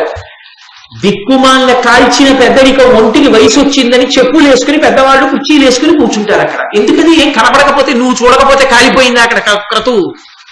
నువ్వు చూడకపోతే వచ్చిన నష్టం ఏమిటి? సర్వమంగళాదేవతని ఆరాధన చేస్తుంటే చెప్పులు వేసి కూర్చుంటావా? అదే నీ పెద్దరికం. ఎందుకు నువ్వు పీటల మీద అక్కడ చెప్పులు వేసుకుని సెల్ ఫోన్లు పట్టుకుని ఫోటోలా? జరుగుతున్నది సర్వమంగళాదేవత యొక్క పూజ. ఆ పిల్ల జీవితం దాని మీద ఆధారపడిందా? ఆ మంగళసూత్రం ఉంటే కదా ఆ పిల్ల గౌరవం, ఆమె బతుకంతా దాని మీద ఆధారపడిందా? కనీసం నీకు భక్తి లేకపోతే దయ లేదు ఆ పిల్ల మీద? కారుణ్యం ఉండద్దు ఆ పిల్ల చల్లగా ఉండాలని? చెప్పులు ఇప్పి వేదిక మీదకి వెళ్ళలేవు. పోనీ నువ్వు అంత కూర్చోలేకపోతే కింద కూర్చోవచ్చుగా, ఎందుకు వేదిక మీద? అసలు పెళ్లిలో వేదిక మీద కూర్చోబెట్టకపోతే అమ్మ బాబోయ్ పెద్దరికం ఇంకేనా ఉన్నట్టే. కాబట్టి అక్కడే కూర్చోవాలి, కుర్చీలు వేసుకొని. కింద కూర్చోకూడదు. క్రతువు చక్కగా చూద్దాం, అక్షతలు వేరు. కూర్చుని చూద్దాం అనుకున్న కన్నా పేరాశ ఇంకొకటి లేదు పెళ్లిలో. ఏమీ కనపడదు. చుట్టూ ఉన్న వాళ్ళు సెల్ ఫోన్లట్టు నిల్చుంటారు. వీడికి ఏం కనపడతాయంటే ఫోటోలు తీసుకునేవాడి పృష్ఠభాగాలు కనపడుతుంటాయి. శ్రద్ధ లేని స్థితి ఎక్కడి నుంచి వస్తాయి? ఫలితాలు రమ్మంటే రావు. సా శ్రద్ధ గదితా సిద్ధి ఆ వస్తుపలభ్యతే. కాబట్టి నేను భారతం చెప్పట్లేదు అనుకోకండి, భారతమే చెప్తున్నాను. కాబట్టి ధర్మరాజు గారు శ్రీకృష్ణ భగవానుని యందు అంత ఆదర బుద్ధి చూపించాడంటే కృష్ణుడు కొరగట్లేదు, ధర్మరాజు కొరుగుతోంది. నీ మనసుని బట్టి, నీ అధ్యవసాయాన్ని బట్టి, నీ మనసుకి ఉన్నటువంటి పరిపక్వతని బట్టి భగవద్ అనుగ్రహము ప్రసరిస్తుంది. కాబట్టి ఇప్పుడు కృష్ణ భగవానుని కూర్చోపెట్టి ఆయనని పరమ పూజనీయంగా మాట్లాడితే కృష్ణుడు అన్నాడు, పూజ్యుడ వెల్ల వంశముల భూపతులందును ధర్మ నిర్మల ప్రాజ్య విభూతి నద్ది విజపాలకు అట్టిగా నీకయొప్పే సామ్రాజ్యము దైవ సంపదయు మానుష సంపద పేర్మికావునన్ యాజ్యుడవిపుడు నీవు భారతాన్వయ భూషణ ధర్మనందన. ఓ ధర్మనందన, నువ్వు భారతాన్వయ భూషణ. ఆ కౌరవంశంలో జన్మించినటువంటి వాళ్ళందరిలోకి కూడా చాలా విశేషమైనటువంటి కీర్తి పొందినటువంటి వాడా. పూజ్యుడ వెల్ల వంశముల భూపతులందును, అన్ని వంశాలలో పుట్టినటువంటి రాజులలోకెల్లా పూజనీయుడైనటువంటి వాడా. ధర్మ నిర్మల ప్రాజ్య విభూతిన దివిజపాలకు నట్టిడ నీక యొప్పే. దేవేంద్రుడు దేవతలందరికీ ప్రభువై ఉన్నటువంటి ఆ స్థితి కన్నా కూడా ఇప్పుడు సార్వభౌమపదమనందు కూర్చుని సమస్త రాజరాజన్యులను గెలిచినటువంటి నీ గొప్పతనం చాలా విశేషమైనది కదా. సామ్రాజ్యము దైవ సంపదయు మనుష సంపద పేర్మికావునన్. ఇది మనిషికి ఉండవలసి. ఎందుకు రాజసూయం జరుగుతుందో చెప్తున్నాడు. సామ్రాజ్యము, ఇప్పుడు నీకు సామ్రాజ్యం యావత్ ధరణి నీది. దైవ సంపదయు, ఇన్ని ఉండి చేద్దామన్నా దైవానుగ్రహం ఉండాలి. నీకు దైవానుగ్రహం ఉంది. మానుష సంపద, కావలసినంత మనుష్య సంపద నీకుంది. పేర్మికావునన్, మిక్కుటంగా ఉన్నాయి. కాబట్టి యాజ్యుడవిపుడు, ఇప్పుడు నువ్వు యజ్ఞం చేయడానికి అర్హత పొంది ఉన్నవాడు. ఒక యజ్ఞాన్ని సంకల్పం చేసినప్పుడు ఈ పద్యాన్ని తప్పకుండా జ్ఞాపకం పెట్టుకోవాలి. యజ్ఞశాల వేసేసాం, కావలసిన సంభారాలన్నీ తీసుకొచ్చేసాం, మేమిప్పుడు యజ్ఞం చేసేస్తున్నాం అనేటటువంటి అతిశయం కాదు. మూడవది ప్రధానం, దైవ సంపద. ఆ యాగం చక్కగా జరగాలి అంటే ఉండవలసినది దైవానుగ్రహం. దైవానుగ్రహాన్ని పొందడానికి ఒకే ఒక్క మార్గం, ఇలా వినయంతో తల ఉంచి చిత్తశుద్ధితో పరమేశ్వరుడికి నమస్కారం చెయ్యడం. ఆ మూడు ఉన్న చోట యాగం జరుగుతుంది. యాగం ఎక్కడ జరిగిందో అక్కడ యాగ నిర్వాహకులకే కాదు సమస్త జనావళికి లాభం చేకూరు. దేవతలందరూ వచ్చి వెడతారు కాబట్టి ఆ ఊరు చల్లగా ఉంటుంది. ఎంతమంది ప్రదక్షిణం చేశారో అంతమందికి అదృష్టం పడుతుంది. కాబట్టి ఇప్పుడు నువ్వు చక్కగా ఈ యాగాన్ని నిర్వర్తించు అన్నాడు కృష్ణ పరమాత్మ. ధర్మరాజు గారు అన్నాడు, పంపందకు తగదని శంకింపక నీకిష్టమైన కృత్యముల నియోగింపము నన్ను భవద్గుణ సంపత్ ప్రమణుల సమస్త జనుల జనీష. జనీష నువ్వయా జనులకందరకు ఈశ్వరుడివి. ఓ కృష్ణ, నేను ఈ యాగం ప్రారంభం చేసే ముందు ఒక్క ప్రార్థన చేస్తున్నాను. పంపందవు తగదని శంకింపక. ధర్మరాజు గారిని పిలిచి ఈ పని ఇలా చెయ్యి, అలా చెయ్యొద్దు అని చెప్తే బాగుంటుందా అని అనుకోకు సుమా. నేను చెయ్యకూడని పని చెయ్యొద్దని ఎలా చెప్తావో, నీ చెయ్యవలసిన పని చెయ్యనప్పుడు అది చెయ్యి అని చెప్పడంలో కూడా ఉపేక్షించు సుమా. అది పైకి చూసే వాళ్ళందరికీ అలాంటి పని చెప్పచ్చండి ఆయనకి, ఏంటంటే అలాంటి పని చెప్తున్నారు అని వాళ్ళు అనుకుంటారేమో. కృష్ణ, నేను అనుకోనని మాత్రం నువ్వు గుర్తుపెట్టుకో. నాకు కావలసింది ఏమిటో తెలుసా? నువ్వు చెప్పిన పని చేయడం. నువ్వు చెప్పిన పని ఏది అన్నదాన్ని నేను విచారణ చేయను కృష్ణ. ఇది పెద్దల ఎడల ఉండవలసిన గౌరవం. ఇంట్లో ఏదో ఒక మంగళకార్యం చేస్తున్నారు, ఒకరికి పెద్దరికం ఇచ్చారు, వారితో చెప్పవలసిన మాట, అయ్యా నేను ఈ కార్యం చేసేటప్పుడు నాకు ఈ పని చెప్పచ్చా చెయ్యకూడదా అని ఆలోచించకండి సుమా. నేను ఏ పని చెయ్యాలో మీరు స్వతంత్రులే చెప్పండి. మీరు చెప్పినది చెయ్యడమే నాకు అభ్యున్నతి తప్ప అది నేను చెయ్యొచ్చా చేయకూడదా అని నేను ఆలోచించను. ఓ కృష్ణ, ఓ ధర్మరాజా, వెళ్ళ పాదుకలు తీసుకొచ్చి ఇలా పెట్టు అనండి, తెచ్చి పెట్టేస్తానంతే. అంతేగాని అదేడు ధర్మరాజు నా పాదుకలు తెమ్మన్నావా అని ఆలోచించకుండా సుమా. నాకు పాత్రత అన్నది దేని వల్ల నిలబడుతుంది? మీ అనుజ్ఞను పాటించడం వల్ల. ఈయన చెప్పిన మాట నేను చేయడం ఏమిటి, ఆయన నాకు అలా చెప్పాడు ఏమిటి అన్ననాడు నా పాత్రత పోయిందంటే, నా వినయం పోయిందని గుర్తేమిటంటే ఆయన నాకు ఈ పని చెప్పడం ఏమిటి అన్ననాడు పోయింది. కాబట్టి ఏ పని చెప్పాలని మీరు ఆలోచించద్దు, మీరు ఏ పని చెప్తే నేను వచ్చేస్తాను. అంతేకాదు, నేను పీటల మీద ఉంటాను, యాగం చేస్తూ ఉంటాను, మీరు ఎవరినో పిలిచి ఏదో కార్యం చేయించవలసి రావచ్చు, నువ్వు వెళ్ళక్కడ ఆ పని చెయ్యి, వాళ్ళకి ఇది పెట్టు అనవలసి రావచ్చు. మీరు అలా అనుకున్నప్పుడు ఒక్కటి గుర్తుపెట్టుకోండి, మీ యందు మీ గుణముల యందు ప్రీతి కలిగిన వారిని మాత్రమే వినియోగించండి. ఇది ధర్మరాజు యొక్క అభ్యర్థన. ఎందుకని? నా మనసు ఖేదపడుతుంది. మీరేమిటో మీ గౌరవం ఏమిటో తెలియని ధూర్తుడు ఎవడైనా అక్కడ కనపడ్డాడు కదా అని మీరు పిలిచి ఏమో వెళ్ళి కొంచెం అని చెప్పు అంటే నువ్వు వెళ్ళి చెప్పకూడదా అన్నాడు అనుకోండి, వాడు కృష్ణుడి గౌరవం తెలియక. నాకు పీటల మీద కూర్చునున్నా లేచి వచ్చి వాడిని నిగ్రహించలేను, కానీ నా శరీరం కుతకుతలాడిపోతుంది. నేను చేస్తున్న యజ్ఞము అవమానమైపోయినట్టే. మీరు అవమానింపబడకూడదు ఇక్కడ. కాబట్టి మీ గుణములు శ్లాఘించే వాళ్ళని, మీ గౌరవం ఏమిటో తెలుసున్న వాళ్ళకి ఏ పని ఏది చెప్పాలన్నా చెప్పండి. ఎంత ప్రేమతో చెప్పాడో చూడండి. నాన్నగారండి ఎవరిని పిలిచే వాళ్ళని పిలిచి చెప్పకండి పని. ఇదిగో మీ నలుగురిని చూపిస్తున్నాను మీకు. నాన్నగారు నేను పీటల మీద ఉంటాను కదా కన్యాదానం చేస్తూ, నాన్నగారండి ఎక్కడైనా మీరు ఇది చేయించాలనుకుంటే వీళ్ళ నలుగురిలో ఎవరినైనా పిలిచి చెప్పండి, ఎవరిని పడితే వాళ్ళకి చెప్పకండి. తెలియక మీరు నా తండ్రిని తెలియక మిమ్మల్ని ఎవరన్నా అధిక్షేపిస్తే నా మనసు అక్కడ నిలబడదు నాన్నగారండి, మహాసంకల్పం జరుగుతున్నా పుట్టుకుతూ ముడికిపోతుంది. కాబట్టి మిమ్మల్ని తెలిసిన వాళ్ళకే పని చెప్పండి అన్నాడు అనుకోండి కొడుకు. తండ్రికి అంతకన్నా పూజ ఉందా ఇంకా అంటే తండ్రి మీద ఎంత ప్రేమ ఉందని గుర్తు. అదే కావాలి కృష్ణుడికి. ఉంటే కదండి పైకి వచ్చేది. మెట్ట వేదాంతం అని మాట ఉంటుంది, మనసులో ఉండాలి కానీ పూజ ఎందుకండి అంటాడు. నీ కొడుకు మీద ప్రేమ ఉండాలి కానీ వాడికి అన్నం పెట్టడం ఎందుకండి, వాడికి బట్టలు కొనడం ఎందుకండి? ఆగుతావా? నీ కొడుకు మీద ఉంటే వాడికి బట్టలు కొంటున్నావు, వాడికి మోటార్ సైకిల్ కొంటున్నావు, వాడికి మంచి అన్నం పెడుతున్నావు. ఎక్కడో హైదరాబాద్ లో ఉంటే కొత్తపల్లి కొబ్బరి వచ్చాయిరా అని చెప్పి అట్టపెట్టిలో పెట్టి బస్సుకిచ్చి పంపిస్తున్నావు. నీ కొడుకు అయితే ప్రేమ అయితే చేస్తావా? ఈశ్వరుడికి అయితే మనసులో ఉంటే చాలా. కొడుకు కూడా పెట్టుకో మనసులో. కొడుక్కి పెడతాట, ఈశ్వరుడికి పెట్టట. మెట్టవేద లేదని చెప్పడు, ధూర్తతనం, వాదన, అక్కర్లేని విషయాల్లో ప్రవేశించడం. కాబట్టి మహానుభావులు ధర్మరాజు మాట్లాడేటంటే అంత అందంగా అని చెప్పి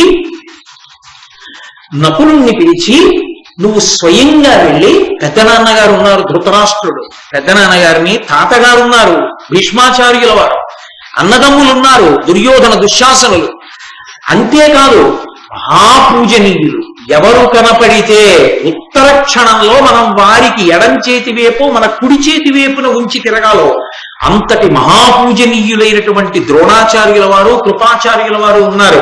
వాళ్ళు మన గురువులు. వాళ్ళకి శుభలేఖ వేసి ఏదో కబురు చేయడం కాదు, నువ్వు స్వయంగా వెళ్ళి రథాలు పట్టుకెళ్ళి వాళ్ళని ఎక్కించి తీసుకురా. మీరు వచ్చేయండి అని చెప్పడం కాదు, ఒకరిని తీసుకెళ్లడంలో అంత గౌరవం ఉండాలి. అది గౌరవం అంటే, అది మర్యాద అంటే. దానికి ప్రసన్నుడయ్యేది గురువు. నువ్వు మిగిలిన వాళ్ళని రమ్మని కబురు చేశాడు. ఎవరిని? సమస్త ధరామండలమనందున్న చాతుర్వర్ణముల వారిని రమ్మన్నాడు. ఒక్క పెద్ద నాన్నగారు, తాతగారు, గురువు గారు అని మాత్రం నకులా నువ్వు దగ్గర ఉండాలి. వాళ్ళని రథం ఎక్కించు. వాళ్ళు కూర్చున్నారా? క్షేమంగా భద్రంగా ఉన్నారా? ఇప్పుడు నువ్వు దగ్గరుండి తీసుకురా. దగ్గరుండి చెయ్యి ఇచ్చి దింపు. దింపి తీసుకొచ్చి విడిదిలో దింపు. ఎందుకని? వచ్చిన వాళ్ళు మహాత్ములు. గురువు గారు వచ్చేటప్పటికి నేను ఎక్కడో ఉండొచ్చు, కానీ నా ప్రతినిధిగా, నా తమ్ముడిగా నువ్వు ఉండి దింప. అది అన్నదమ్ములంటే. కాబట్టి నువ్వు వెళ్ళి స్వయంగా తీసుకురా. బయలుదేరాడు నకులుడు. తీసుకొచ్చాడు ధృతరాష్ట్రుడిని, తీసుకొచ్చాడు దుర్యోధన, దుశ్శాసనుల్ని, వాళ్ళ యొక్క మిగిలినటువంటి సోదరుల్ని, భీష్మాచార్యుల వారిని, ద్రోణాచార్యుల వారిని, కృపాచార్యుల వారిని అందరినీ తీసుకొచ్చాడు. ధర్మరాజు గారు వెళ్ళాడు. భీష్మాదులందరూ వచ్చి కూర్చున్నారు ఉచితాసనముల మీద. అందరి దగ్గరికి వెళ్ళి 2 చేతులొగ్గి నమస్కరించాడు. అది పెద్దల పట్ల గౌరవం అంటే. ఉగ్గి నమస్కరించి ఒక మాట అన్నాడు, నీ అనుగ్రహమున చేయంగ గడగితి ఇమ్మహాధరంబు నిమ్మితోడ దీని నిందరును అనూనంబుగా భూని పెంపు మెరసి నిర్వహింపవలయు. నేను రాజసూయం చేస్తున్నాను అనుకోకండి, మీ అందరి అనుగ్రహం నా చేత రాజసూయం చేయిస్తోంది. కాబట్టి మీ అందరూ కూడా ఈ యాగ నిర్వహణ నా చేత జరిపించి నన్ను కృతకృత్యుణ్ణి చెయ్యండి అని వాళ్ళకి పెద్దరికం ఇచ్చాడు. పెద్దరికం ఇచ్చి ఎవరెవరు ఏ కార్యములను చూస్తూ ఉండాలో చెప్పాడు. ఎందుకని? పెద్దరికానికి ఒక నియమం ఉంటుంది. అడగలేదనుకోండి చెప్పరు, అడగకుండా చెప్పకూడదు, అది మర్యాద. అనవసరపు పెద్దరికం. తీరా చెప్పిన తర్వాత నాకు అది అలవాట్లేదండి అన్నాడు అనుకోండి, ఏమైపోతావు? ఈ పెద్దరికం కాలిపోతుంది. ఎందుకు అక్కర్లేని పెద్దరికం నీకు? అందుకని అడగకుండా చెప్పకూడదు. మహానుభావుడు స్వామి హనుమకి తెలుసు, మతంగ మహర్షి ఉన్నటువంటి ఋష్యమూక పర్వతం మీదకి వెళ్ళిపోతే వాలి చచ్చిపోడు, సుగ్రీవుడు చచ్చిపోడు, వాలి అక్కడికి రాడని తెలుసునా చెప్పలేదు. సుగ్రీవుడు పరిగెడుతున్నాడు, తాను పరిగెత్తాడు. భూమండలం అంతా తిరిగి వచ్చేసాడు. తిరిగి వచ్చేసిన తర్వాత ఆఖరణ ఓ సందర్భంలో అడిగాడు వాలి, సుగ్రీవుడు, ఏమి ఎందుకు చెప్పలేదు ఈ విషయం ముందే నాకు అడిగాడు. నువ్వు అడగలేదు కదా. అడగాలి. పెద్దల దగ్గరికి వెళ్ళినప్పుడు అడిగి నిమంత్రణం చేసుకోవాలయ్యా, మీరు మాకు ఈ కార్యాన్ని మీరు లేని నాడు ఎలా జరుగుతుంది, మీరు నిర్వహించండి అని చెప్పాలి. కాబట్టి భీష్మునికి, ద్రోణునికి ఇచ్చాడు అధికారం. ఇది పెద్దరికం అంటే. మహాభారతాన్ని చూసి నేర్చుకోవాలి. భీష్మద్రోణులకి ఈ పనులు చెయ్యండి అని చెప్పలేదు. కార్యాకార్యముల యందు ఆజ్ఞ చేసే అధికారము ఇది. ఎందుకని? ఇంటి పెద్దవాడు, వంశ పెద్ద తాతగారు భీష్మాచార్యుల వారు. తాతగారు మీ పని ఏమిటో తెలుసా? అలా కూర్చుని కార్యాకార్యముల యందు శాసనం. ఒరే ధర్మజా ఈ పని చెయ్యి, ఒరే ధర్మజా ఈ పని చెయ్యకు. ఈ రెండిటిని చెప్పడం మీ అధికారం. కులమునందు, తన కుటుంబమునందు పెద్దవాడైన భీష్ముడికి అధికారం ఇచ్చాడు. గురువైన ద్రోణుడికి అధికారం ఇచ్చాడు. గురువు అధికారి అలా చెప్పడానికి.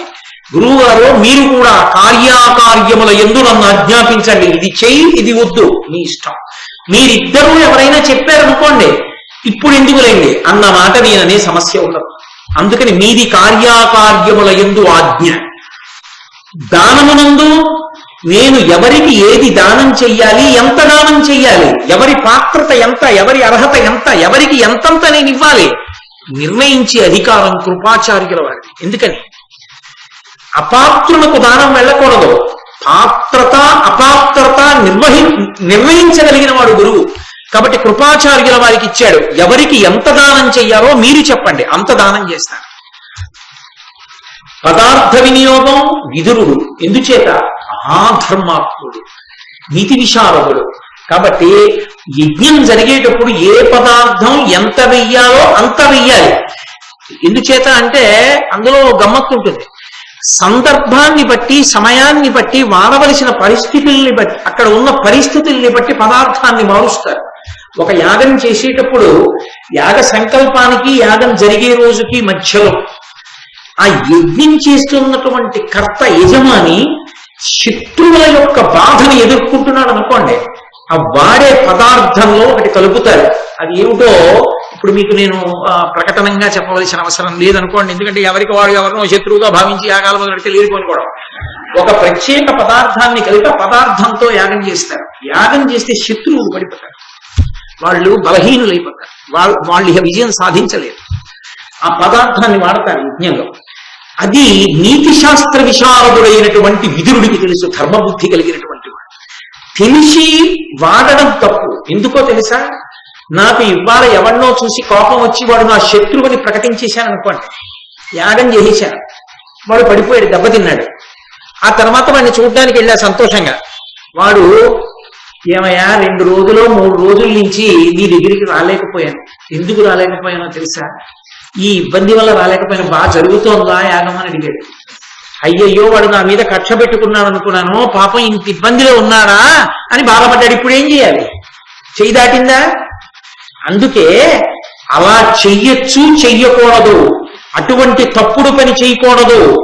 ఇప్పుడు ఇంతవరకు అవసరం. ధర్మాధర్మములు తెలిసిన్నవాడు తప్ప పదార్థ వినియోగం చేయడానికి అధికారి కాడు. అందుకే విదురుడికి ఆ అధికారం ఇచ్చాడు. ఇచ్చి కానుకలు ఉంటాయి, వచ్చినటువంటి వాళ్ళు సమస్త భూమండలం నుంచి రాజులు వస్తారు. ఇది ధర్మరాజు గారి రాజకీయ వ్యూహ రచనా నిపుణత.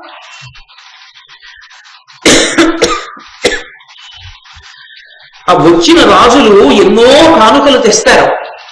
అవి ఏం సామాన్యమైన కానుకలు కావు. వజ్రవైఢూర్యాలు, రత్నాలు రాసులుగా తెస్తారు.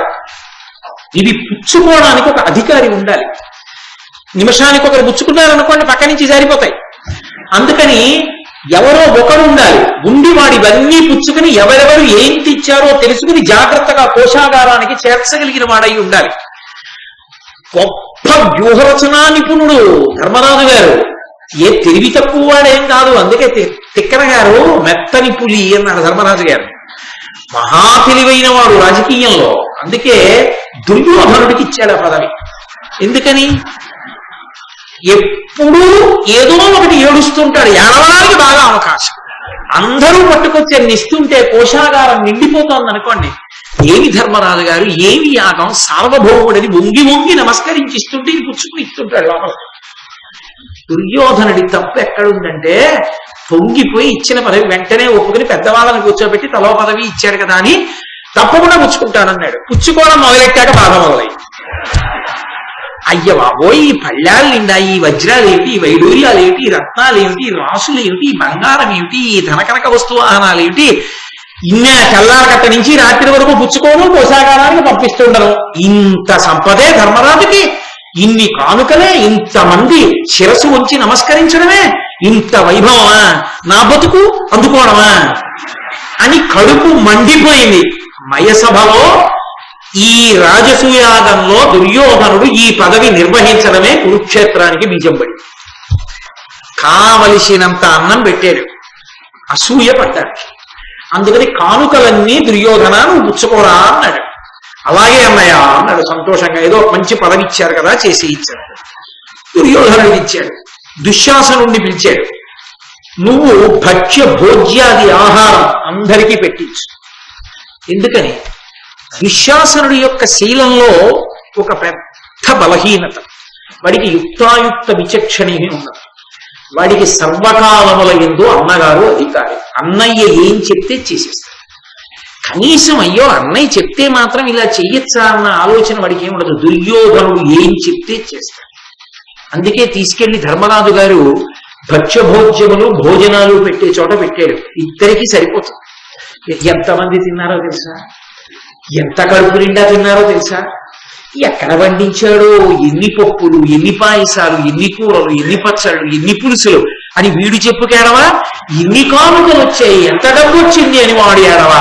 ఇంటికి వెళ్ళాక ఇద్దరూ కూర్చుని ఏడవడానికి, ఇద్దరూ మాట్లాడుకోవడానికి శ్రోత వక్త అక్కర్లేదు.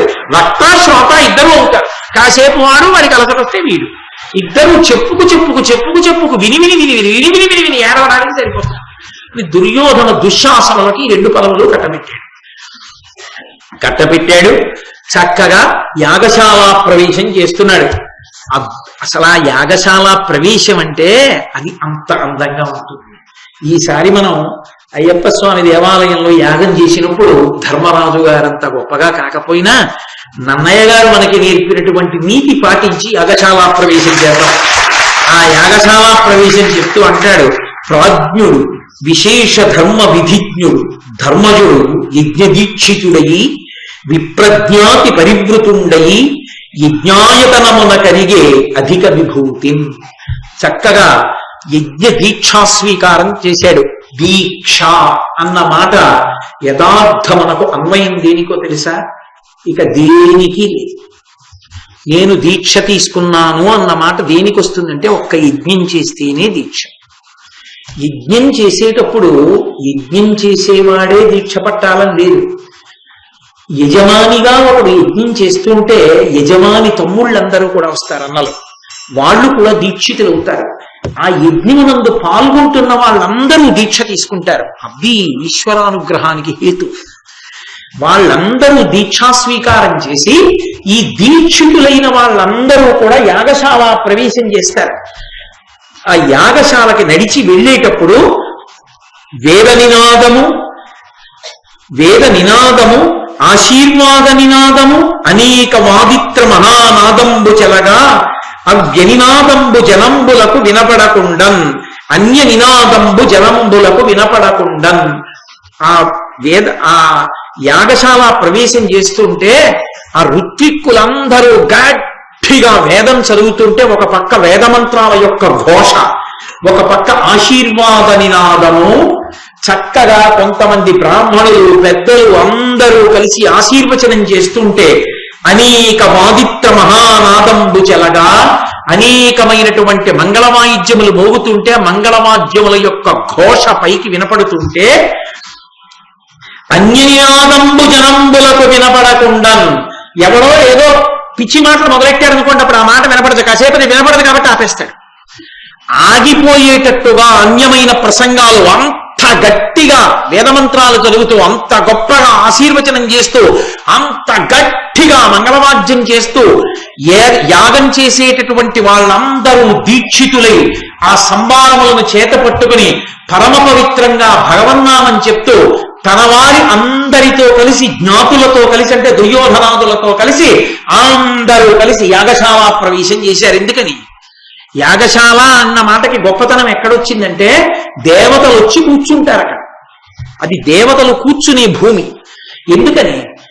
నన్ను, నా తమ్ముణ్ణి, నా భార్యని, నా బిడ్డల్ని మీరు మీ ఇంటికి భోజనానికి పిలిచారనుకోండి, నేను తిన్నగా వచ్చి భోజనం చేస్తానా? వచ్చి ఒక్క నిమిషం కూర్చుంటానా? కాళ్ళు కడుక్కోండి అంటారా? కూర్చుంటానా ఒక్క గడియ? కూర్చున్న తర్వాత కదా అయ్యా వడ్డన చేసేసాను రండి అంటారు, అప్పుడు కదా పెడతాను. హవిస్సు ఇచ్చేటప్పుడు ఆ హవిస్సు పుచ్చుకోవడానికి ముందు కూర్చుంటారు కదా దేవతలందరూ. దేవతలు కూర్చున్న భూమి సుసంపన్నమైన భూమి. అది గోమయం చేత అలికి అలా సిద్ధం చేస్తారు దాన్ని. యజ్ఞదీక్షితుడై దురద వేస్తే గోక్కోవడం కూడా ఇక గోళ్లతో గోక్కోకూడదు, దుప్పి కొమ్ము జేబులో పెట్టుకోవాలి, పంచెలో పెట్టుకుని ఆ దుప్పి కొమ్ము తీసి గోక్కుంటారు. అలా యజ్ఞదీక్షితుడై ఇంత మంగళధ్వనితో ఆ యాగశాల ప్రవేశం చేశాడు ధర్మరాజు గారు. ఆ ఋత్విక్కులందరినీ వరించాడు. మూర్తీభవించిన అనంత వేదాల వంటి వారైన పైల ధౌమ్యులు ఋగ్వేద తంత్రాన్ని నిర్వహించేటటువంటి ఋత్విక్కులుగా, అసలు వాళ్ళ దర్శనం చాలండి, వాళ్ళ పేర్లు వినడం చాలు. యాజ్ఞవల్క్యుడు యజుర్వేద తంత్రాన్ని నడిపే ఆధ్వర్యుడుగా, వేదవ్యాసుడు ప్రధాన ఋత్విక్కైన బ్రహ్మగా, ఏ వేదవ్యాసుడు మహాభారత రచన చేశాడో ఆ వేదవ్యాసుడే బ్రహ్మగా ఉన్నాడు యజ్ఞానికి. అందుకే మహాభారతం ఇతిహాసం. పాత్ర అని నేను అన్నాను అనుకోండి, అది కాల్పనికము, అది కల్పింపబడినది, కృతకము, రచింపబడినది అని గుర్తు. ఇతిహాసం అంటే ఇతిహాసం, ఇది ఇట్లాగే జరిగినది. అందులో వ్యక్తి అనాలి, పాత్ర అనకూడదు. వ్యాసుడు వ్యక్తి, భీముడు వ్యక్తి, ధర్మరాజు గారు వ్యక్తి, ధర్మరాజు గారు పాత్ర అనకూడదు. పాత్ర అంటే అది ఎవడో కల్పించాడు, ఎవడో నాటకం వేశాడు కాదు, అది అలా జరిగింది యథార్థంగా. కాబట్టి వేదవ్యాసుడు కూడా అందులో ఒక వ్యక్తి. కాబట్టి వేదవ్యాసుడు ప్రధాన ఋత్విక్కైనటువంటి బ్రహ్మగా, అందులో వీళ్ళందరికీ వేద విభాగం చేసి మహానుభావుడు ఆయనే ఇచ్చాడు వేదం. ఎంత మురిసిపోతాడు ఈ శిష్యుల్ని చూసుకుని గురువు గారు. సుసాముడు సామవేద తంత్రాన్ని నడిపే ఋత్విక్కుగా ఈ నలుగురి యొక్క పుత్ర శిష్య సమూహాలతో, మళ్ళీ ఈ నలుగురి యొక్క కొడుకులు, నలుగురి యొక్క శిష్యులు, వీళ్ళందరూ కలిసి మైత్రావరుడు, అచ్ఛావాకుడు మొదలైన వారు సహాయ ఋత్విక్కులుగా, నారదాది బ్రహ్మర్షులు సదస్యులుగా అంటే వచ్చి కూర్చుని చూసేటటువంటి వారు, భీష్మాది రాజర్షులు సహాయులుగా, భీష్ముడు మొదలైనటువంటి రాజర్షులందరూ కూడా యాగ నిర్వహణకి సహాయం చేస్తున్నారు. అన్ని విధాలా సమగ్రమై 6 వేదాంగాలైన శిక్షా వ్యాకరణాదులతో నిండినదై సంపూర్ణమైనటువంటి దక్షిణలతో యజ్ఞం చేసేటప్పుడు దక్షిణ ఇవ్వడంలో వెనక్కి తీయకూడదు. ఎక్కడ సుసంపన్నమైన దక్షిణతో యజ్ఞం జరుగుతుందో ఆ యజ్ఞము పురుష రూపాన్ని ధరించి వెళ్లి ఇంద్ర సభలో నిలబడుతుందని చెప్పి మీరు మొన్న తెలుసుకున్నారు. కాబట్టి సంపూర్ణ దక్షిణతో కూడినదై ధనధాన్య సమేతమై జగన్నాథుడైన శ్రీకృష్ణునిచే రక్షితమై సర్వ ప్రజలకు ఆనందకారకమై ఆ యాగం ప్రారంభమైంది. ఒక యాగం జరుగుతుంటే ఆనాడు శ్రీరామాయణంలో బాలకాండలో దశరథ మహారాజు గారు పుత్రకామేష్టి చేస్తున్నప్పుడు, అశ్వమేధయాగం చేస్తున్నప్పుడు సరయూ నది ఒడ్డున వేసినటువంటి పెద్ద పెద్ద పందిళ్లలో కొన్ని వేల మంది ఎక్కడ చూసినా 2 మాటలట, ఇక వద్దు చాలు, ఇక వద్దు చాలు, బ్రేవమని త్రేణిస్తూ బయటకు వచ్చేవారు. అలా కొన్ని లక్షల మంది వస్తుండేవారు, తింటుండారు, పెడుతుండేవారు. ఆ ధర్మరాజు గారి మంత్రులు చెప్పారు, కోశాగారం అంతా ధాన్యంతో, పప్పులతో, నీతితో, నూనెతో నిండిపోయి ఉంది. ఎన్ని లక్షల మంది తిన్నా పర్వాలేదు. 4 దిక్కులకు వెళ్లి తమ్ముళ్ళు అంత ఐశ్వర్యాన్ని తీసుకొచ్చారు. ఇంతమందికి భోజనాన్ని తయారు చేస్తున్నారు, వడ్డిస్తున్నారు. వాళ్ళందరూ సంతోషంగా తింటున్నారు. ఒక పక్క భోజనాలు అవుతున్నటువంటి కోలాహలం, వాళ్ళందరూ సంతోషాన్ని పొందుతున్నారు. ఆ జరుగుతున్నటువంటి యాగాన్ని చూడడానికి పెద్దలైనటువంటి నారదుడు మొదలైనటువంటి దేవర్షులు వచ్చారు. భీష్మాచార్యుడు వంటి రాజర్షి మహానుభావుడు, ఆయనే ధనస్సు పట్టుకుంటే ఎవడు ఆపగలడు ఆయన్ని? అటువంటి భీష్మాచార్యుల వారు పెద్దవాడై సహాయకుడై కూర్చునున్నాడు. ద్రోణుడు, కృపాచార్యుడు, గురువు గారులు కూర్చునున్నారు. మహానుభావులైనటువంటి వేదవ్యాసుడు బ్రహ్మస్థానంలో కూర్చున్నాడు. సుశిక్షితుడై పరమభక్తితో చెయ్యడానికి ధర్మరాజు గారు తన తమ్ములతో, జ్ఞాతులతో కలిసి యజ్ఞదీక్ష తీసుకుని యాగం చేస్తున్నాడు. అసలు నిజంగా మీరొక్కసారి మనసుతో ఊహించండి, ఎంత కన్నుల పండుగగా, ఎంత సంతోషంగా, అంత జన కోలాహలంతో ఎంత ఆనందంగా జరిగిందో ఆ యాగం. అలా జరుగుతుంటే మహామఖమునందు అగ్నిముఖంబున విపుల మంత్రాహుతి వితతి చేసి సకల దేవతలను సంపూర్ణ దక్షిణ దానోత్సవంబున ధరణిసురులు సముచిత సత్కార శత సహస్రంబుల అఖిల రాజన్యులు అభిమతాన్నదానంపు పెంపున ధరణీజనంబులు తద్దయు తృప్తులై ధర్మచరితు అనఘు ధర్మతనయు అనుజ సమన్వితు సంస్తుతించి అధిక సమ్మదమున అని కురుప్రభులకు అట్లు వైశంపాయనోక్తమైన కథల సోక్కటముగా. వైశంపాయనుడు మహానుభావుడైనటువంటి జనమేజయుడికి చెప్తున్నటువంటి భారత కథ.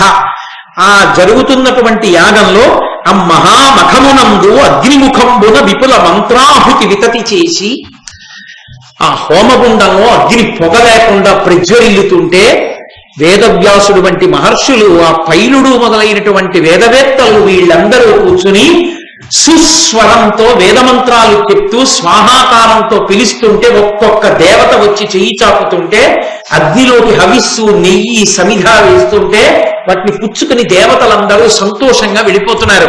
ఇంత గొప్ప మంత్రాలు స్వాహాకారంతో చెవుల్లోకి వినపడుతుంటే సకల దేవతలను సంపూర్ణ దక్షిణ దానోత్సవంబున ధరణిసురులు దేవతలందరూ అలా ప్రసన్నులైతే ఒక పక్క వచ్చినటువంటి బ్రాహ్మణులందరికీ కృపాచార్యుల వారు వారి వారి శక్తిని బట్టి ఎంతంత దానం చెయ్యొచ్చని నిర్ణయం చేశారో దానికి కొన్ని రెట్లు దానం ధర్మరాజు గారు చేస్తుంటే మహానుభావుడు ధర్మరాజు గారు ఏమి రాజసూయ మహాయాగం చేశారయా, వచ్చినందుకు మంచి దక్షిణ దక్కిందని బ్రాహ్మణులు సంతోషపడిపోయి దక్షిణ పట్టుకు బయలుదేరుతుంటే సముచిత సత్కార శత సహస్రంబుల అఖిల రాజన్యులు, ఒక్కడు కాదు, ఇద్దరు కాడు, కొన్ని లక్షల మంది రాజులు, అంతమంది రాజులు అంత డాంబికంగా వాళ్ళ వేషాలు ధరించి మెడలో దారాలు వేసుకుని వాళ్ళందరినీ కూడా ఒక పక్క సత్కార సభ జరుగుతుంటే ఎక్కడెక్కడ నుంచో వచ్చినటువంటి రాజుల్ని ప్రీతి పురస్సరంగా వాళ్ళకి తగినటువంటి సత్కారం చేసి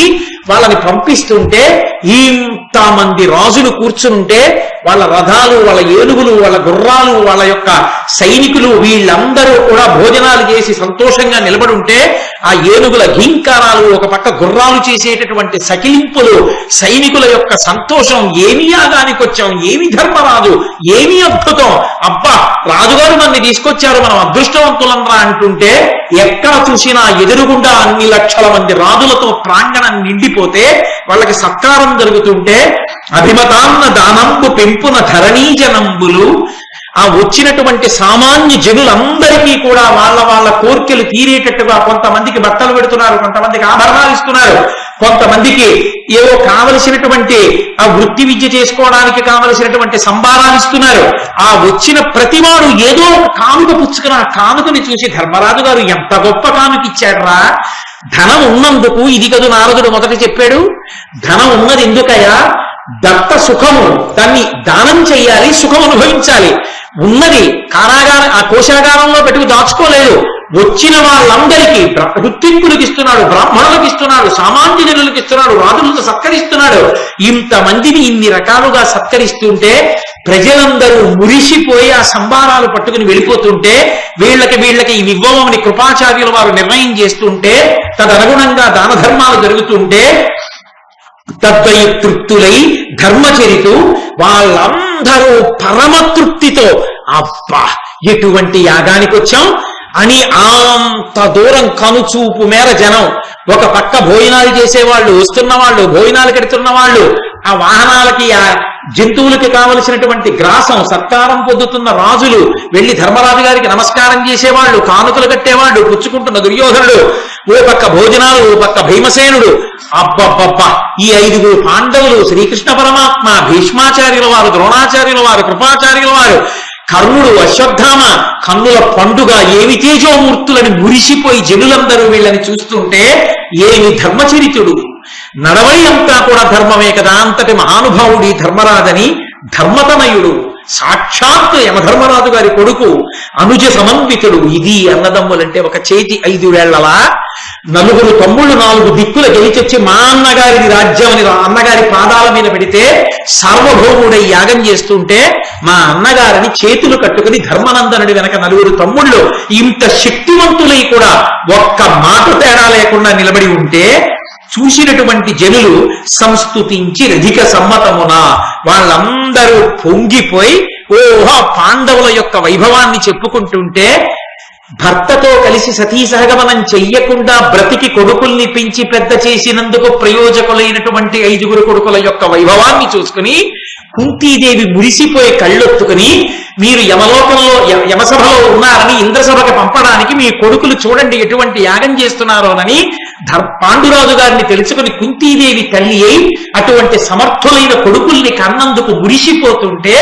విదురుడు వచ్చి వాళ్ళ ధర్మాన్ని చూసి పరవశించిపోతూ అమ్మా నీ కన్న కడుపు పండిందంటుంటే ఆ అనుజ సమన్విత సంస్కృతించిరధిక సమ్మదమున అని కురుప్రభువున కట్లు వైశంపాయనోక్తమైన కథ రసోత్కటముగా బ్రహ్మాండంగా చెవులకింపుగా వింటే భారతం వినాలనేటట్టుగా ఆ యాగం జరిగినటువంటి విధి విధానాన్ని కన్నులకు కట్టినట్టుగా మనమే ఆ యాగమంటపంలో కూర్చున్నంత ఆనందం కలిగేటట్టుగా మహానుభావుడైనటువంటి వైశంపాయనుడు జనమేజయుడికి చెప్తుంటే జనమేజయుడు మా వంశంలో మా తాతలు ఇటువంటి యాగం చేశారా అని నోరు తెరిచి పరమానందంతో వింటున్నారయా అన్నాడు.